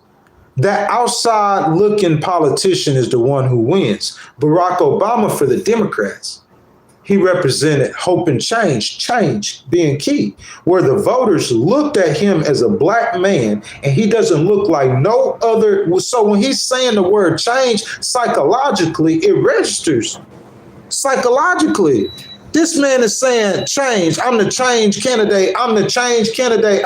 And when he talking about hope and change, he talking about his politics, how he gonna get health care for all and cash for clunkers. He talking about his politics, but psychologically, Ghost understands the mind of the voter, and the voter looked at 200 years, however many years of U.S. history, and all we seen was old white men, or maybe one or two young white men. It used to be a thing to have a young white man like Bill Clinton or JFK. That was hope and change. But the American voters were so sick of politics as usual their idea of hope and change, they looked at a candidate like Barack Obama and they said, oh yeah, that's change. He don't look different like no one. And they voted for him. That's why he won. You get to President Trump. President Trump represents change as well. You say, why? He wasn't a politician. Kind of like Ronald Reagan a little bit, so I guess that isn't necessarily all the way change, but he wasn't a politician. He was kind of looked at as an outsider. And that's why President Trump won. If you are familiar with politics and you know the politicians, the Republicans was running against the Democrats, against Barack Obama, they ran John McCain first time. Rest in peace, John McCain. Mad respect for John McCain. I don't know any Democrats. Go ask President Obama. He got mad respect for John McCain. John McCain loved President Obama too. That's back when, they try to do a little about partisanship a little bit. You know what I'm saying?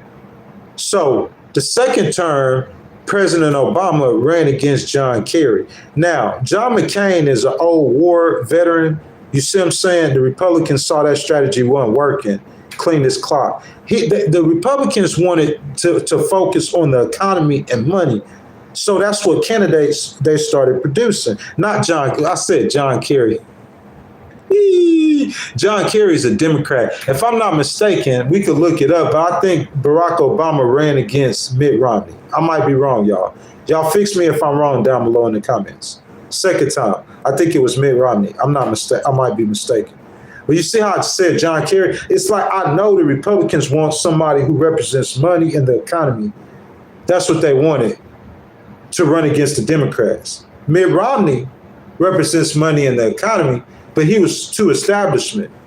So the Republicans figured out that the voters wanted change, but they still wanted that money in the economy. So Trump represents money in the economy, and he was a businessman. He wasn't like no other politicians. He wasn't a politician.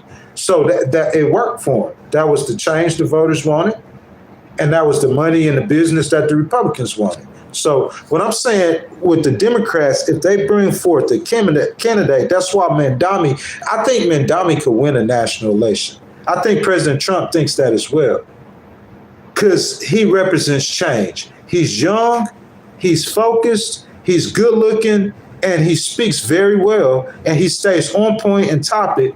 The number one problem across America is affordability, and he stays on point and topic. He speaks well, he's young. Yeah, that's what I'm saying.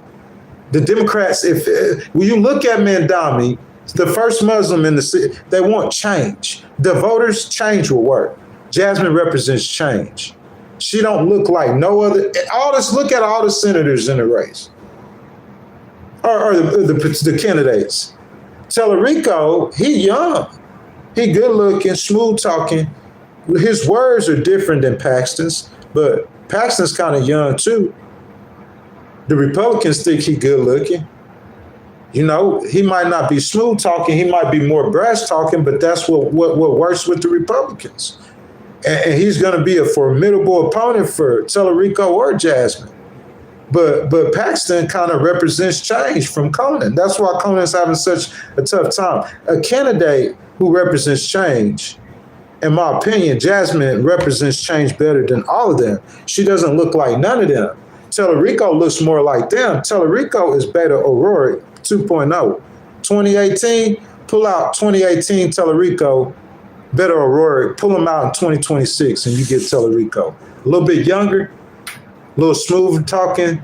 He doing good with the Latinas, but the Democrat running that playbook back. But I think they might come up a little bit short again. Give the voters change. Jasmine is change. Just got to get that messaging right. I think change works all across America in these midterms, 2026 midterms, probably going into 2028 too. I think the message of change will work. Pull up that Barack Obama playbook.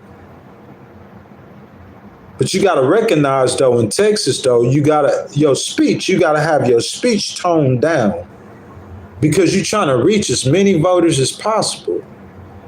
Even in the Democratic primary, I mean, in the Democratic primary, I'm saying the Emerson poll, you got the Texas Southern poll, but it was a month ago, in the Emerson poll, you know what I'm saying? So, I don't know. Me, Smashley, if I was Jasmine, you know what I'm saying? You got a relationship with AOC, I'll reach out to her. I'll reach out to Senator Sanders. Because I think that's the energy, the charged up energy behind Tellerico in the state of Texas. It has to do with progressives or progressiveness. So Bernie and AOC represents that with those voters. She got a relationship with them. Bro, that's what I'm saying. Like, you should have hired Ghost, man. Ghost gonna run that for you. You need to, because I'm saying, like, I understand you might know how to run a campaign, but I wouldn't want to see Tellerico up on any poll. Not one poll. I don't want to see him up at all. But he got 10,000 people, man. They got a movement. Jasmine got to match that energy, man. Y'all, I wanted to do the live stream with this view. I'm finna show y'all my view, man, real quick, bro. Y'all tell me that's not awesome, man. Hold up. Let me go out there, man. I'm going to walk out there with y'all real quick. I'm going to show y'all this view. It's real cold, though. You know what I'm saying? Yeah, your boy Ghost. This is a Cruising with Ghost. Well, it ain't Cruising with Ghost. It's Jasmine for Texas. But you know, Cruising with Ghost. It's just that we not outside. We inside for this episode. You know what I'm saying? For this episode. Y'all, but look how gorgeous it is out there, man. This is my view. Still out here in New York, man. You know what I'm saying? Been my second home. I want y'all to look up there, man. It's so tight. How they do right there, man. Yeah, boy, it's getting windy. It's getting windy, but look, from here from the hotel, man, the view, man, that's awesomeness. I wanted to give y'all that view when I did the live stream, you know what I'm saying? But I said, nah, man. You know what I'm saying? It was dark when I started, you know? Man, I'm out here making my way, man, in the state of New York, man. You know what I'm saying? They gonna smash it. They gonna lock me down, man. You know what I'm saying? Y'all, Governor Hochul, I support Governor Hochul for re-election in the state of New York, man. That's big facts. You know what I'm saying? Of course, I support AOC, support Hakeem Jeffries. You know what I'm saying? That's big facts. In the state of Mississippi, man, I'm finna announce this endorsement. Cindy Hodge Smith, man. She's a Republican senator for the state in the state of Mississippi. Any Democrat, y'all just need to drop out the race. In the state of Mississippi, Cindy Hodge Smith. She's for the people, man. I promise you, man. I endorse Cindy Hodge Smith for Senate in Mississippi. John Call says Trump's fixing decades Democrats fraud, arresting corrupt Democrats. Man, I can't really say nothing bad about that because truth be told, like, whether we want to admit it or not, like, yeah, Governor Walz, he dropped the ball on that corruption thing going on, that President Trump and them got upset and sent the ICE agents to Minnesota. He dropped the ball on that. I think Governor Walz realized he dropped the ball. If I'm not mistaken, I think he might have said he's not running for re-election. Smashley said Trump's not fixing anything but his own bank account. He's done some stuff now. Look. Let me see if I can look up the GDP. I want to tell y'all, like, Smashley, he done some stuff. Look, the stock market, them numbers on the stock market are higher than that. Y'all can laugh all y'all want to. I'm gonna just be, you just not a realist. Be real. Let's look at the GDP. What's the GDP today? Look at the GDP, the US GDP. Hold up, US GDP. What's the GDP? Gross domestic product. Where is it at?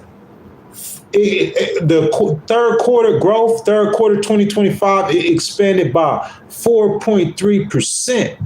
4.3%. 4.3%. Look, average quarter growth in US. What's the average? What's the average? Quarter number 3 is quarter number 2 is 3.8%, but quarter number 1 was 0.6%. But I'm saying 3.8%, any business that you have that you grew by 3.8%, that was growth. His economy grew 3.8% in quarter two, 4.3% in quarter three. Quarter four, it might hit 5%. Y'all can laugh all you want to. That's on you. Let's look at I could tell you about the Dow Jones. I told y'all with the Dow Jones. I told y'all the Dow index never hit 45,000 before. I predicted it was going to hit 45. I predicted 46. I'm predicting it's going to hit 47. I'm telling y'all the Dow Jones, the stock index going to hit 50,000 while he's president. So his job numbers, we start talking about his job numbers, now the Republicans going to get mad because his job growth is nowhere good as President Biden was. President Biden had 48 months consecutive positive job growth. President Trump, his job growth, he could blame that on AI though. But the Democrats could say that the economy, the stock market, they could say that's a bubble, that's AI. It gets an argument, bro, a culture war. It's just we need to tone it down. That's all Ghost saying. That's what I'm saying. The reason I always say Charlie Kirk might have been a white supremacist. I don't know. That's up for, you know what I'm saying? I don't know too many white supremacists, though, who have a black girl as a best friend. Candace was his best friend. They went on tour in 2024. They was going to go on tour in 2025. They best friends, besties. He got a black girl best friend, but he a white supremacist. But he might have been a white supremacist. But what I like about Charlie's platform is because it engaged people. You engage Democrats and Republicans to come together and have a conversation. I like that. You just need to have respect for each other when you have the debate and tone it down. Put the weapons down to kill it. You know what I'm saying? Scared citizens. Y'all so goofy. Then housing will pop after that. Listen, I understand that. And President Trump, he said he got a healthcare plan. President Trump, he announced a 4-point plan, healthcare plan. President Trump, he addressed housing. He addressed all that stuff. Go educate yourself. Hold on a second. I'll do it for you. The White House press secretary yesterday.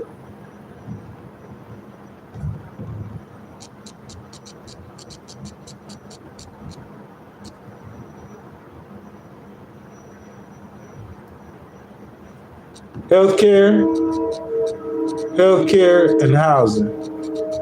Watch some. This 21 hours ago, we're going to the White House. President Trump's great healthcare plan is a broad healthcare initiative. This plan will deliver money directly to the American people. Okay, I'm thrilled to announce my plan to lower healthcare prices, prescription drugs, reducing insurance premiums, lowest prices in the world. But I'm saying he got a healthcare plan. Ain't no concept of a plan. He released a plan. I can't hate. He listening to Ghost. He got a healthcare plan. He addressed the housing.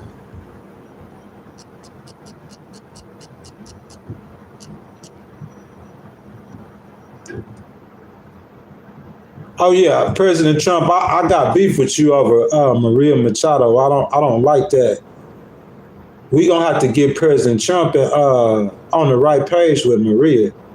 Real talk, Miss Machado. That's the move in Venezuela. Believe that. Listen, I just want to address. I seen that pop up. I agree with Marco. You want stability in the region. You plucked out the leader of a country, and everything is business as usual. Not just business as usual. It's working in your direction. So President Trump's bully tactics or bully strategy, it worked against Venezuela. I don't care what you say.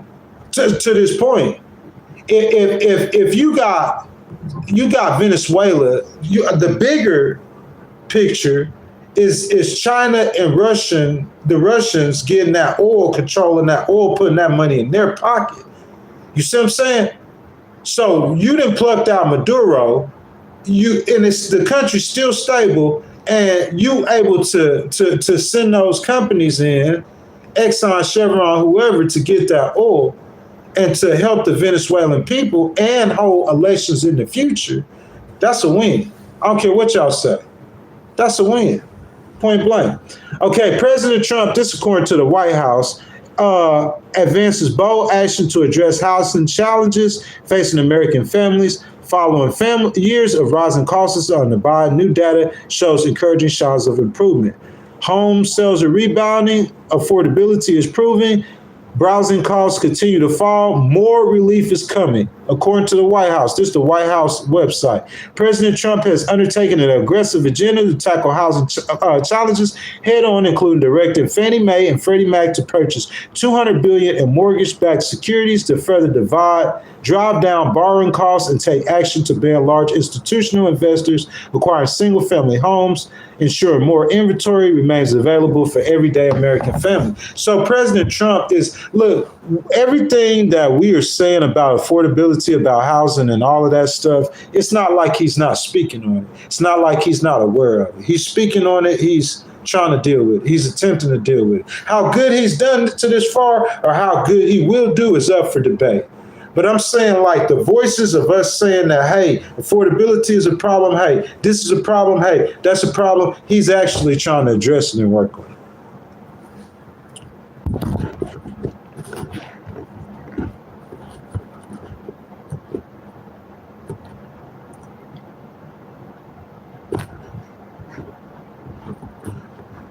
Somebody said a Scientologist do know.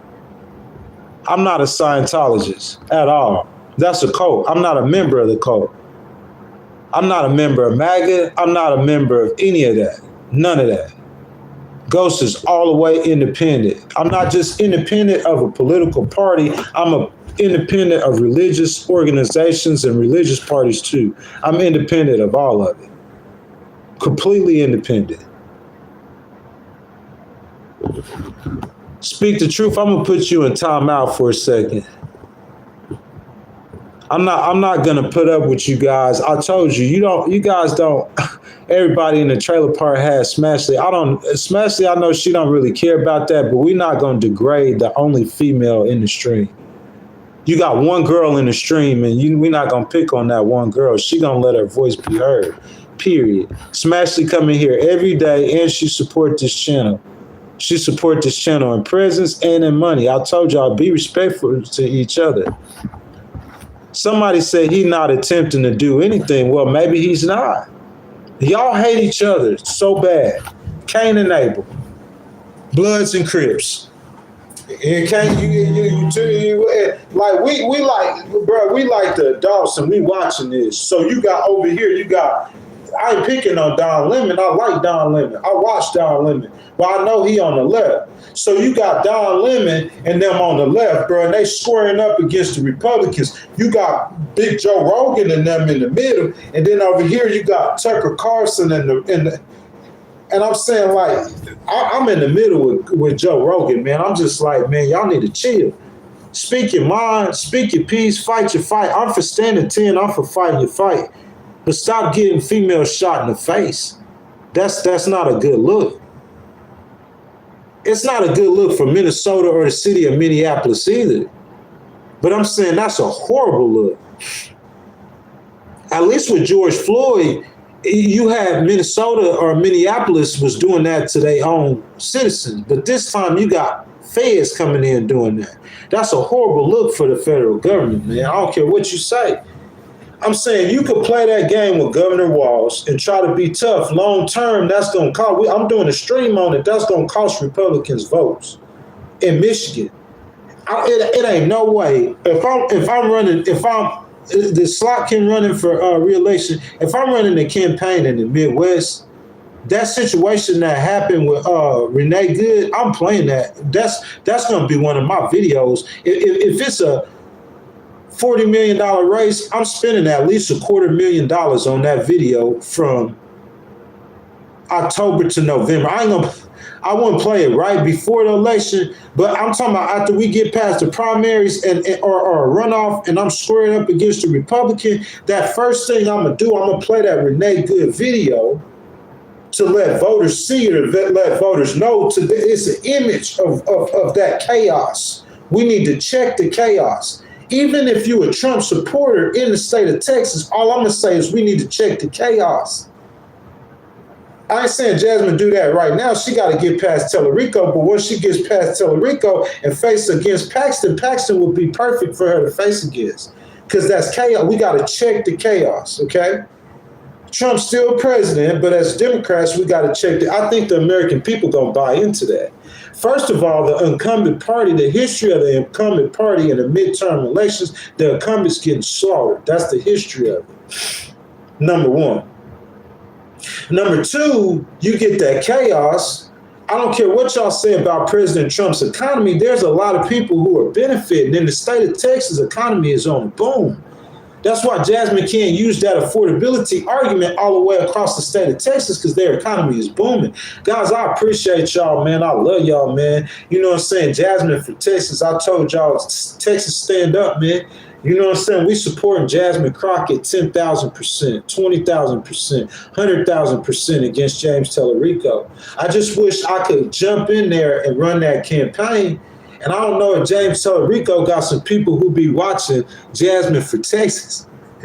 But I'm saying everything. I'm saying he already had his volunteers. But some of his talk that I hear him doing, it's like whoever their strategist is, he's got the same mentality of how you win a campaign as I do.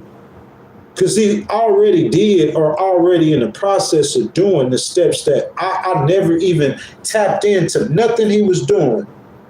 When I did them first 2 episodes of Jasmine for Texas, I didn't even know Tellerico. I didn't know. All I knew is Colin Ari was running. That's it.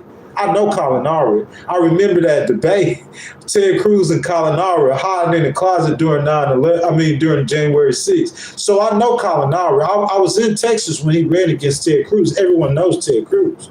You see what I'm saying? But James Tellerico, I never heard of him, didn't know nothing about him. This early December when she announced she running. So I started formulating my strategy. Episode 1, episode 2, episode 3, this is episode 4. So I'm saying on episode 4, I'm aware of James Tellerico in that. On episode 3, I was aware that James Tellerico had 10,000 volunteers, but I think I said that on episode 1 or 2. Episode 3, I was aware of James Tellerico. Episode 3, I'm aware of a Texas Southern poll that has Jasmine winning by 8 points. So there's no reason to go try to take his strategy, because in my mind, Texas Southern got Jasmine up by 8. She winning by 10. But I go over there and look, he said he had 10,000 volunteers. That's what I wanted for Jasmine.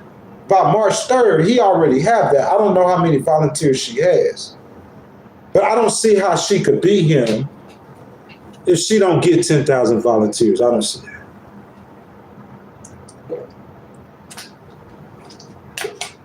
That's why I made that key. Some people hear me talk, and they don't understand how important that strategy is.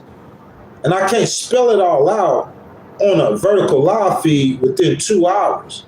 But I'm telling you, this is the 3rd time, episode 2, 3, and 4, I'm talking about them volunteers, a people first movement. If it was Ghost, I would have, I'm talking about you got millions of dollars. You see what I'm saying? So you could pay 5 people, 10 people, you could take $500,000 and put this to the side. Jasmine, hire me. AmeliorAteLegal.com. Hire me, Jasmine. You feel what I'm saying? You need a team of people who just signing up volunteers. So when Jasmine show up to your city, you got 500 volunteers, you got 500 people there. I'm talking about across the whole state. You could laugh if you want to. If I was her, I wouldn't be laughing too much. Not with him beating you by 9 points, because he doing what I said. He already did what I'm talking about. He might be up to 20,000 volunteers by now. And he got a 9-point lead. According to Emerson College, a 9-point lead over. They know Jasmine. That's not good. If that poll is all the way accurate, how can you trust that poll? That election didn't swing 17 points in that short amount of time. But Emerson College said he got a 9-point lead. So, you know what I'm saying? I'm telling you, you need to start a people first movement. Only way you can win for a Democrat in the state of Texas. That's the only way Jasmine will beat Tellerico, because that's what he's doing. He's starting a people first movement. Organizing volunteers, knocking on doors, making phone calls, and using the lingo that everybody want to hear. Guys, if y'all haven't liked the video, make sure y'all like the video, subscribe to the channel, hit that notification bell. Y'all know what time it is. Freestyle stream, Jasmine for Texas, episode 4. I think January 24th, that's next Saturday, we having a debate.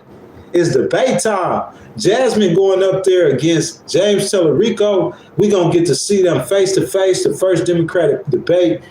The Texas Senate race, man, that's the biggest race this fall. I want to keep talking about it. Keep it in your mind that this is election year in November. See who control Congress. You know what I'm saying?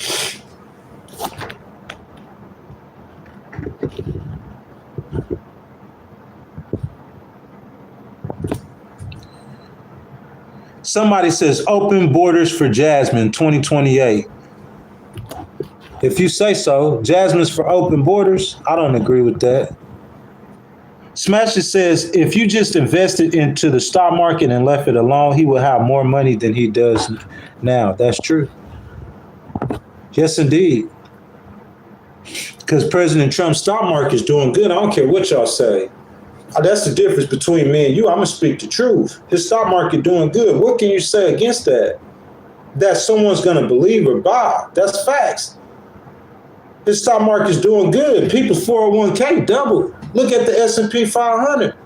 The growth is unbelievable. Yet still, there's some months he had negative job growth. He could blame that on AI. And inflation, he's working on affordability housing. Housing is a problem. Those are all problems that will cost the Republicans in the midterms. Renee Good getting shot in the face, that's a problem. She shouldn't have launched her car at him. No, she shouldn't have. But he shouldn't have shot her in the face either. 3 times. That's a problem. You see what I'm saying? He got problems with the electric that you got to capitalize on.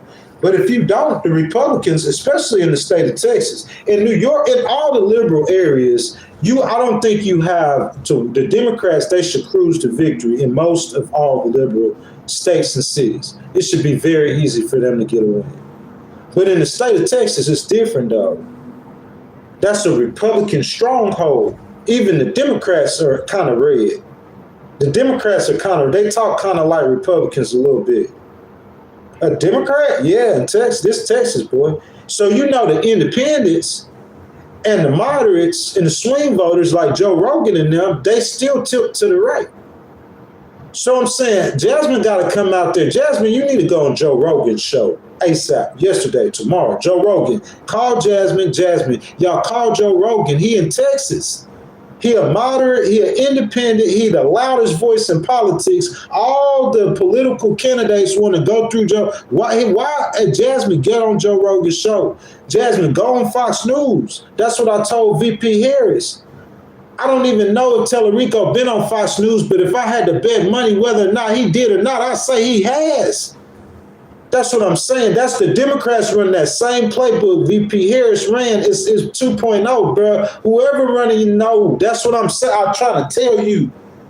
Or Stacey Abrams' playbook. She didn't win. That's not a winning playbook. Ghost know what he talking about. You need to get on Fox News and go talk to them people. Wait, Sean Hannity, yeah, boy. I'm a big Democrat. Look, let me get running VP Harris campaign. And they were scared. And she wasn't talking to no. I expressed she the first day she on Sean Hannity. What's up, homie? Let me tell you why we do this as Democrats. Real talk. Jasmine, she could speak. You know, that girl a lawyer. She could talk. She'll talk him into a presser. She could get a W. You got to go beat them. Go on Fox News. They'll have her on there. She big enough candidate. That's a big race. Shoot, go on. She already on CNN and MSNBC. Go on Joe Rogan. She already on The View. That's why she's so popular, making a whole lot of money. I'm saying if you want to win the race, because I'm saying Tellerico, he coming. Everything Ghost said to do, he already was doing it. That's the winning strategy. He coming. You know what I'm saying?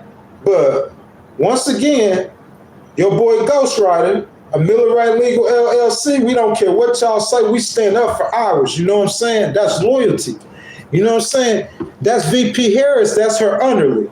You know? And y'all know the love I got for Kamala Harris. You know what I'm saying? I don't care if y'all hate. You can laugh all y'all want to. I've been standing 10 with Kamala from day one, and I'm going to keep standing 10 with her. She run again. If AOC run, you know I ain't in it. Whichever one of them win, though, AOC and Kamala, I'm a supporter, bro. America's going to have a female president. Whether y'all want it, you like it, lump it, or choke on it. Within the next few elections, America will have a female president. America will. America will. So all y'all men who don't like women, or don't believe a woman should be running the country, you're going to have to go to Spain or something, because it's finna happen, y'all. Hey, guys, we've been streaming for about 2 hours, a little over 2 hours. Y'all know the deal. Smashley, thank you, baby, for showing up. You know I got your back. My boy Donnie, Brian C., all my people, man. I hadn't seen Angelo in here in a minute. Ever since we did them picks and parlays and Angelo said he wins some money, he won 3 out of 5 parlays. I hadn't seen him in here since. You know what I'm saying? Guys, y'all know the deal, man. I'm finna get an outro, man. I've been streaming all this time, man. So I'm going to come back, man. If y'all want me to kick it with y'all a little bit longer, I can, but not too much longer, because I got a lot of stuff to do today. I got some appointments, things to take care of, y'all. Legal Wars Live, your boy Big Ghost Rider, episode 4, Jasmine for Texas. We ride with Jazzy, baby. Jazzy, I hope you're listening to me. You know what I'm saying? Because if you're not, James Tellerico, he running a playbook that I know you know how to run a campaign, but I'm just saying, baby. You know what I'm saying?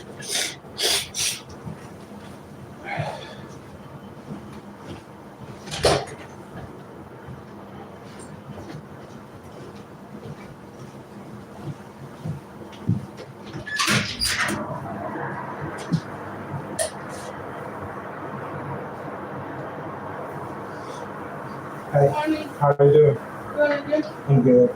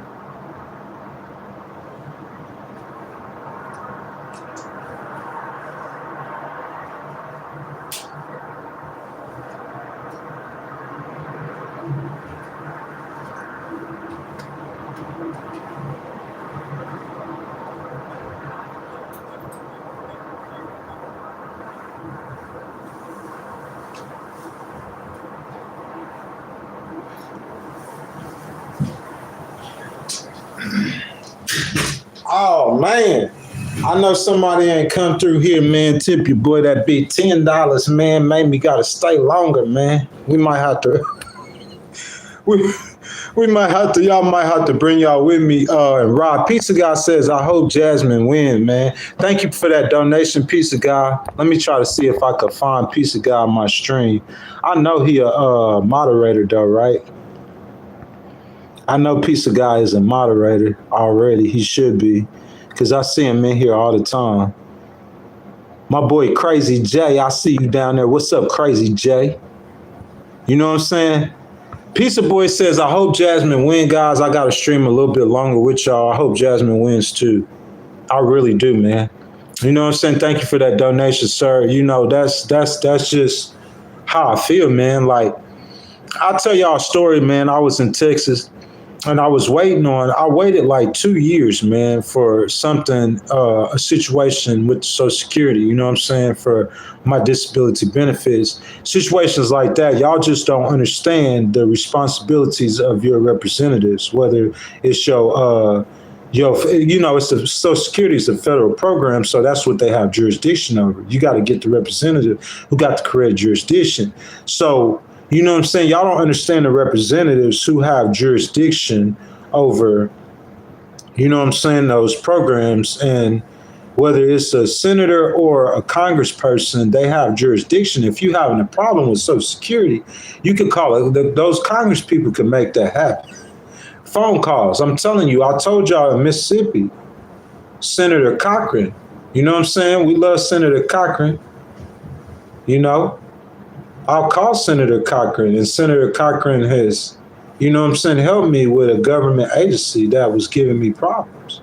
Senator Cochran rescued me pretty much, you know what I'm saying, from that situation immediately, you know, and his office called right back and they verified, Greg, that situation resolved. Yes, sir. Okay, have a nice day. I'm talking about 15 seconds, 3 months I was trying to get this government agency to do the right thing, to do something. They wouldn't do it. I called Senator Cochran, they got it done in 3 minutes. I told you about Cindy Hodge Smith. That's why I'm endorsing her. She running for Senate, man. Love her. I think her name was Mindy. The person who works in her office name was Mindy. You know what I'm saying? And like I was having problems, man. I made a decision to stand up for God, you know, and I didn't have a job. And I was trying to hold my rent. I was trying to keep my rent. And there was a government program that President Biden, salute President Biden, especially during COVID, helping the poor people. There was a government program that President Biden had that allowed people's rent to get paid. So I called Cindy Hodge Smith and my rent got paid for 9 months. My rent was over $1,000, bro. That's 10 racks. Cost 10 racks. Cindy Hodge Smith phone call, 10 racks.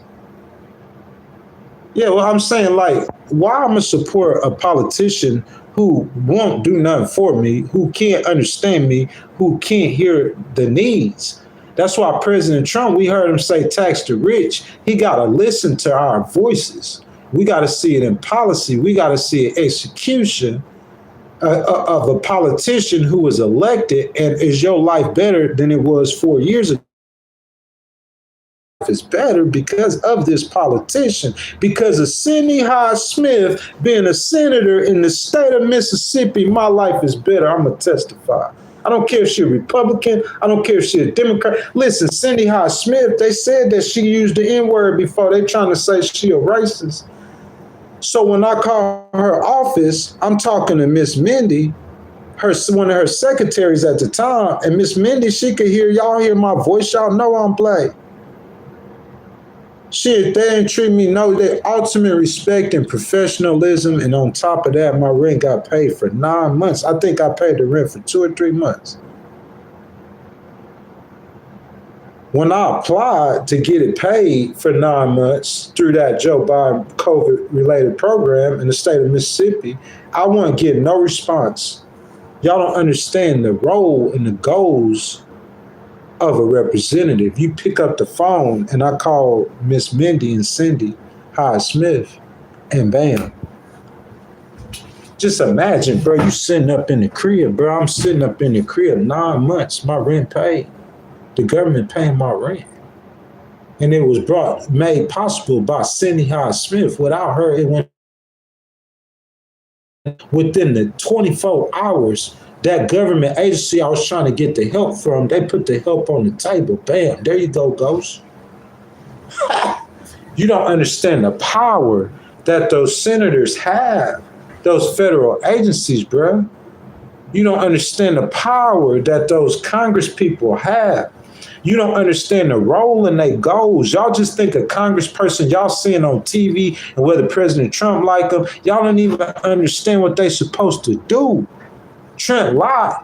He was a Senate majority leader in the state of Mississippi. I'm telling you that they said something about Trent Lott being a racist. They always attacking them Republicans in Mississippi, them senators about being racist. But you come to Biloxi, you come to Pascagoula, Mississippi. I'm from there. You come to Ocean Springs, Mississippi. I'm from there. And you talk to the black people. I could call their names. I don't want to call their names. I know I'm living Goshen, State, Mississippi, and they'll tell you how Trent Lott got their rent paid. They'll tell you how Trent Lott got their light bill paid, boy. The black community. I don't care about nothing that's going on in politics on TV. I'm talking about what these politicians doing for me in my personal life, boy. You don't understand that these dudes controlling this money flowing, President Trump getting his pockets rich, his pockets fat. I'm saying that, listen, if it wasn't for what happened in May of 2025, I wouldn't be as cool on him as I am. But y'all don't understand that I was waiting for 2 years for the largest amount of money that I've ever got at one time in my life. I was waiting for 2 years for it.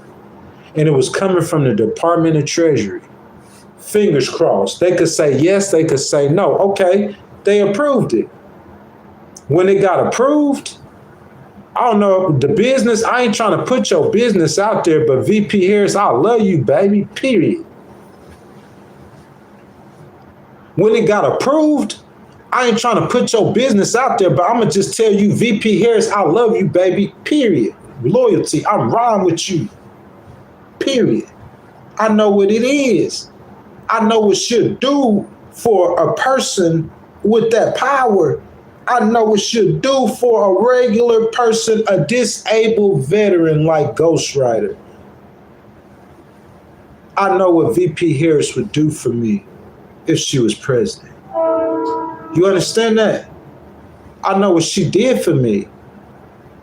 And I know the part in the state of Texas that other politicians play due to probably VP Harris making a phone call. I don't know that for sure. I just know that she made sure it got done, however she did it.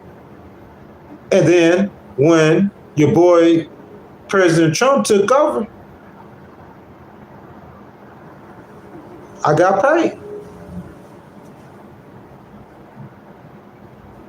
I said, hey, ghostwriter, if you get that amount of money in May, you're going to put on a MAGA hat. Okay, then. I put it on for a minute. I never vote for President Trump. I support President Trump. But I'm saying the politicians, if that man, I don't care what y'all say, that's you. If that man put $250,000 in my pocket, yeah, I'm riding with him. What we talking about?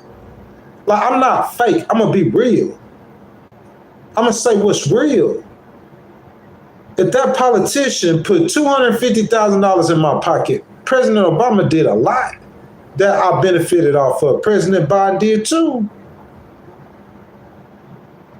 That's why I like Democrats. I'm sweet on Democrats, even though I'm a conservative. It's like I lean with them. They did a lot for me. I expressed this clearly. A lot of policies that benefited me. I speak on it like it's personal. Second person, third person, it's personal.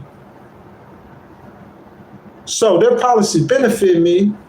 So I'm saying if President Trump come in and I get $250,000 from him when him being president, what you think I'm supposed to do? Huh? What would you do? You gonna take the money and spit on him? That's not who I am. It's my character. If he offering the money and it was on some fraud stuff, some criminal stuff, then I'm not riding with that. And the people know me, know I'll turn down money in a heartbeat. It don't mean nothing. That's why I'm in the situation I am. I want to get the money honestly. I want to get it real on my own, owing nobody nothing out the mud. You feel that? But I'm saying if he coming to me on something legit, that betters a Millerite legal or betters myself, then of course, what you think I'm going to do? What would you do? Let's be real. Just be honest. What would you do? If Jasmine came at me like that, what would you do? You know what I'm saying? I mean, you wouldn't expect a politician to have policies to benefit you like that, but there's been a lot of millionaires that were created under different administrations and presidents, and it ties directly to their policies. It's a lot of people get government contracts. You think about a Miller Legal. Christy Nong controls that a lot of those grants. You get a grant. Miller Legal could get a grant from the federal government for $100,000, bro. These people could change your life.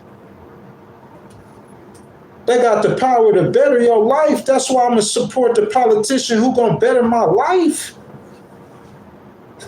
It's common sense to me.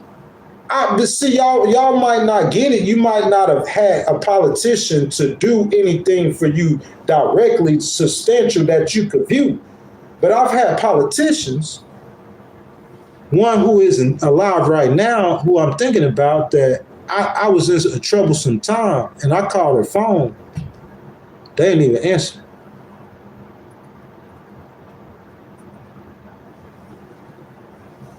She ain't alive right now, though. Rest in peace. She died of natural causes. It wasn't like, ghost, some kind of hex got put on her, but I'm saying I needed her help. I called her more than once. I called her 2 or 3 times when I was in Texas. Only representative I reached out to. A Democratic congresswoman in Houston. She didn't even answer the phone. Her office, they didn't answer the phone either time.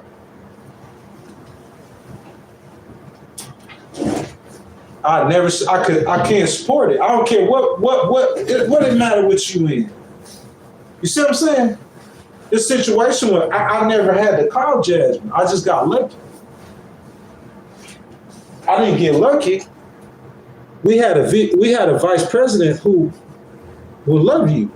She'll love on you individually, personally. She's a sweetheart. You can't tell me that you think that President Trump is he got more compassion for individual Americans than Kamala Harris, especially an American that she has a disability, that, she might have been aware of some stuff. You know what I'm saying? You think if President Trump and Kamala Harris, not saying that it happened, but say they both were aware of my situation, you know what I'm saying, some kind of way, or a person not like me, and who you think gonna lend the most sympathy towards me out of those two people? That's why I support women politics. I think a woman should be a great president. She might be one of the best presidents we ever had. That's what goes to a woman will be change. Y'all, that's my time, man. I gotta go. I appreciate y'all. As I get out of here, man, I'm gonna show y'all my views. I know it's pretty out there, man, but I ain't gonna be able to enjoy it, guys. I got so much to do right now.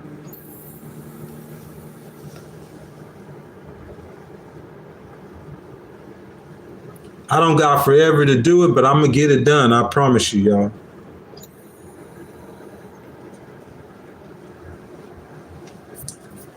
I got one case, man. It's all the way alive, and I got personal life stuff to do. My health, I got to tend to that. But this case, what I'm saying, I got to get into it.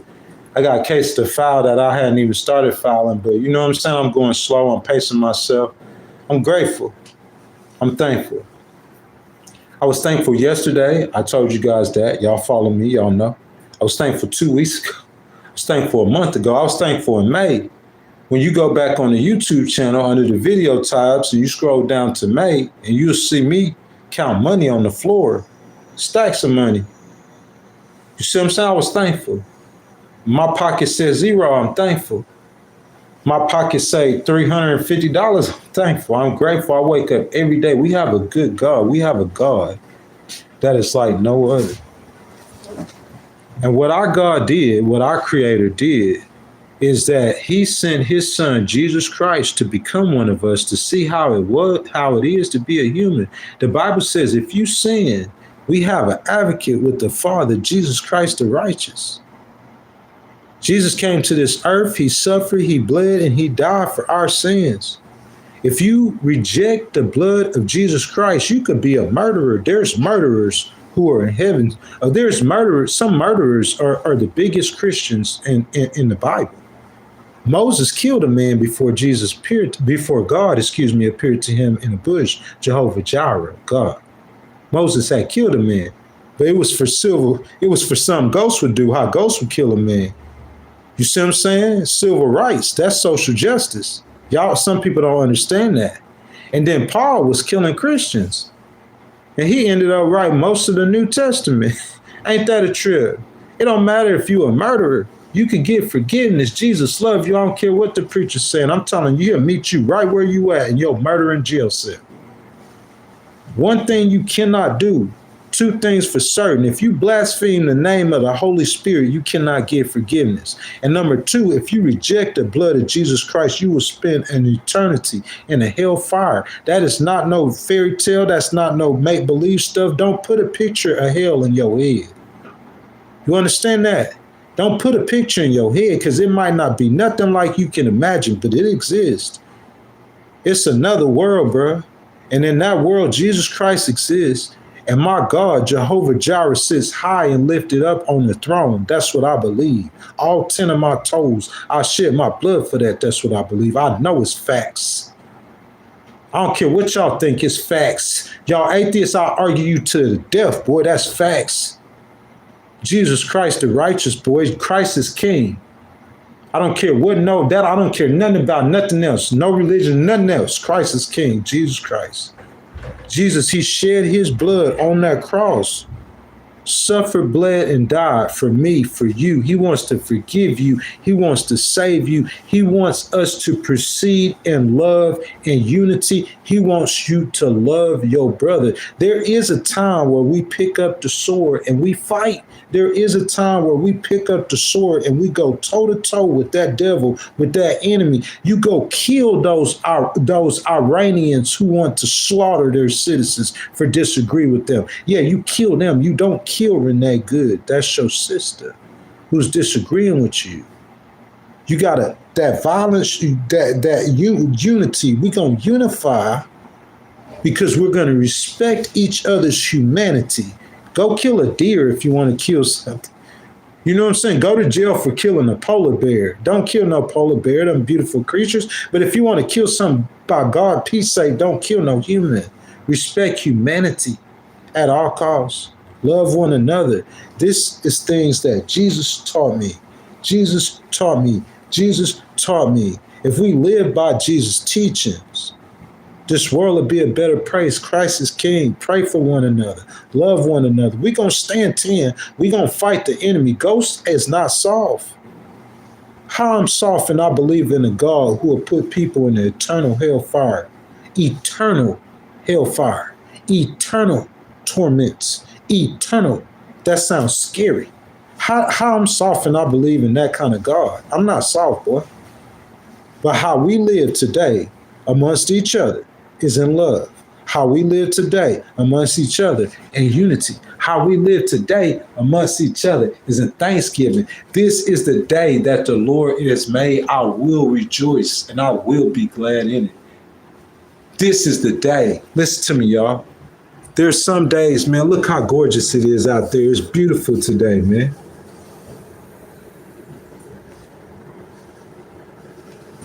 Beautiful. You know what I say? I say, this is the day the Lord has made. I will rejoice and be glad in it. If I go outside, though, and it's cold outside, and tonight isn't as beautiful, it's not as sunny outside, you know what I'm going to say? I'm going to say, this is the day the Lord has made. I will rejoice and be glad in it. I will worship my God because he is worthy. His name is Jehovah Jireh. He came as a man.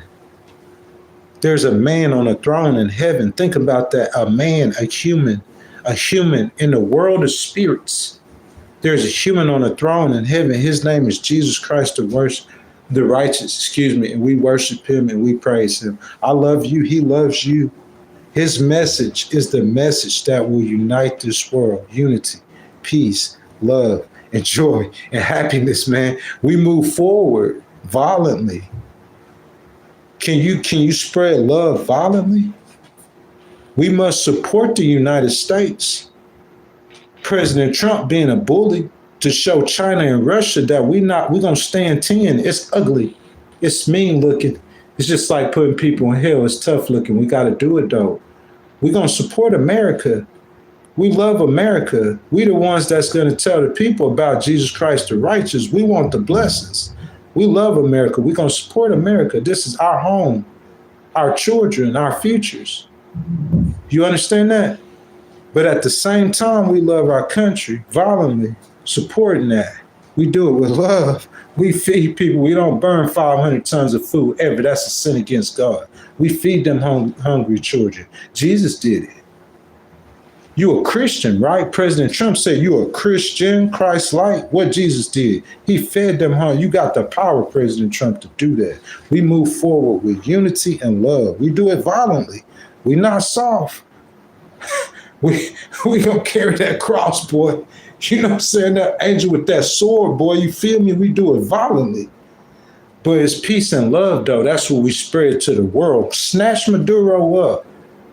And then back up, man, and let them people get that money, man. Let them see what you was trying to do for them, man. We want to enrich, we want to help the Venezuelan people. President Trump, I know what you say. Them elections come, the people gonna speak. Miss Maria Machado, I don't know why you don't respect her. She showed you so much grace and so much love. But Miss Maria Machado, we love her. We stand in unity with Miss Machado. Miss Machado is an example. She is an example of peace and love, joy and hope, man. Social justice, I believe in it. Ghostwriter, Jesus Christ, the blood of Jesus Christ. I stand on it. Ghostwriter, all 10. I love y'all, man. I got to get up out of here, man. Y'all have a great day, man. Y'all be blessed. Jasmine for Texas. Jasmine, I love you. I hope you could understand what I'm saying. I'm saying it from a place of love because I want you to win more than anything else. Okay, y'all? I'm out of here, y'all.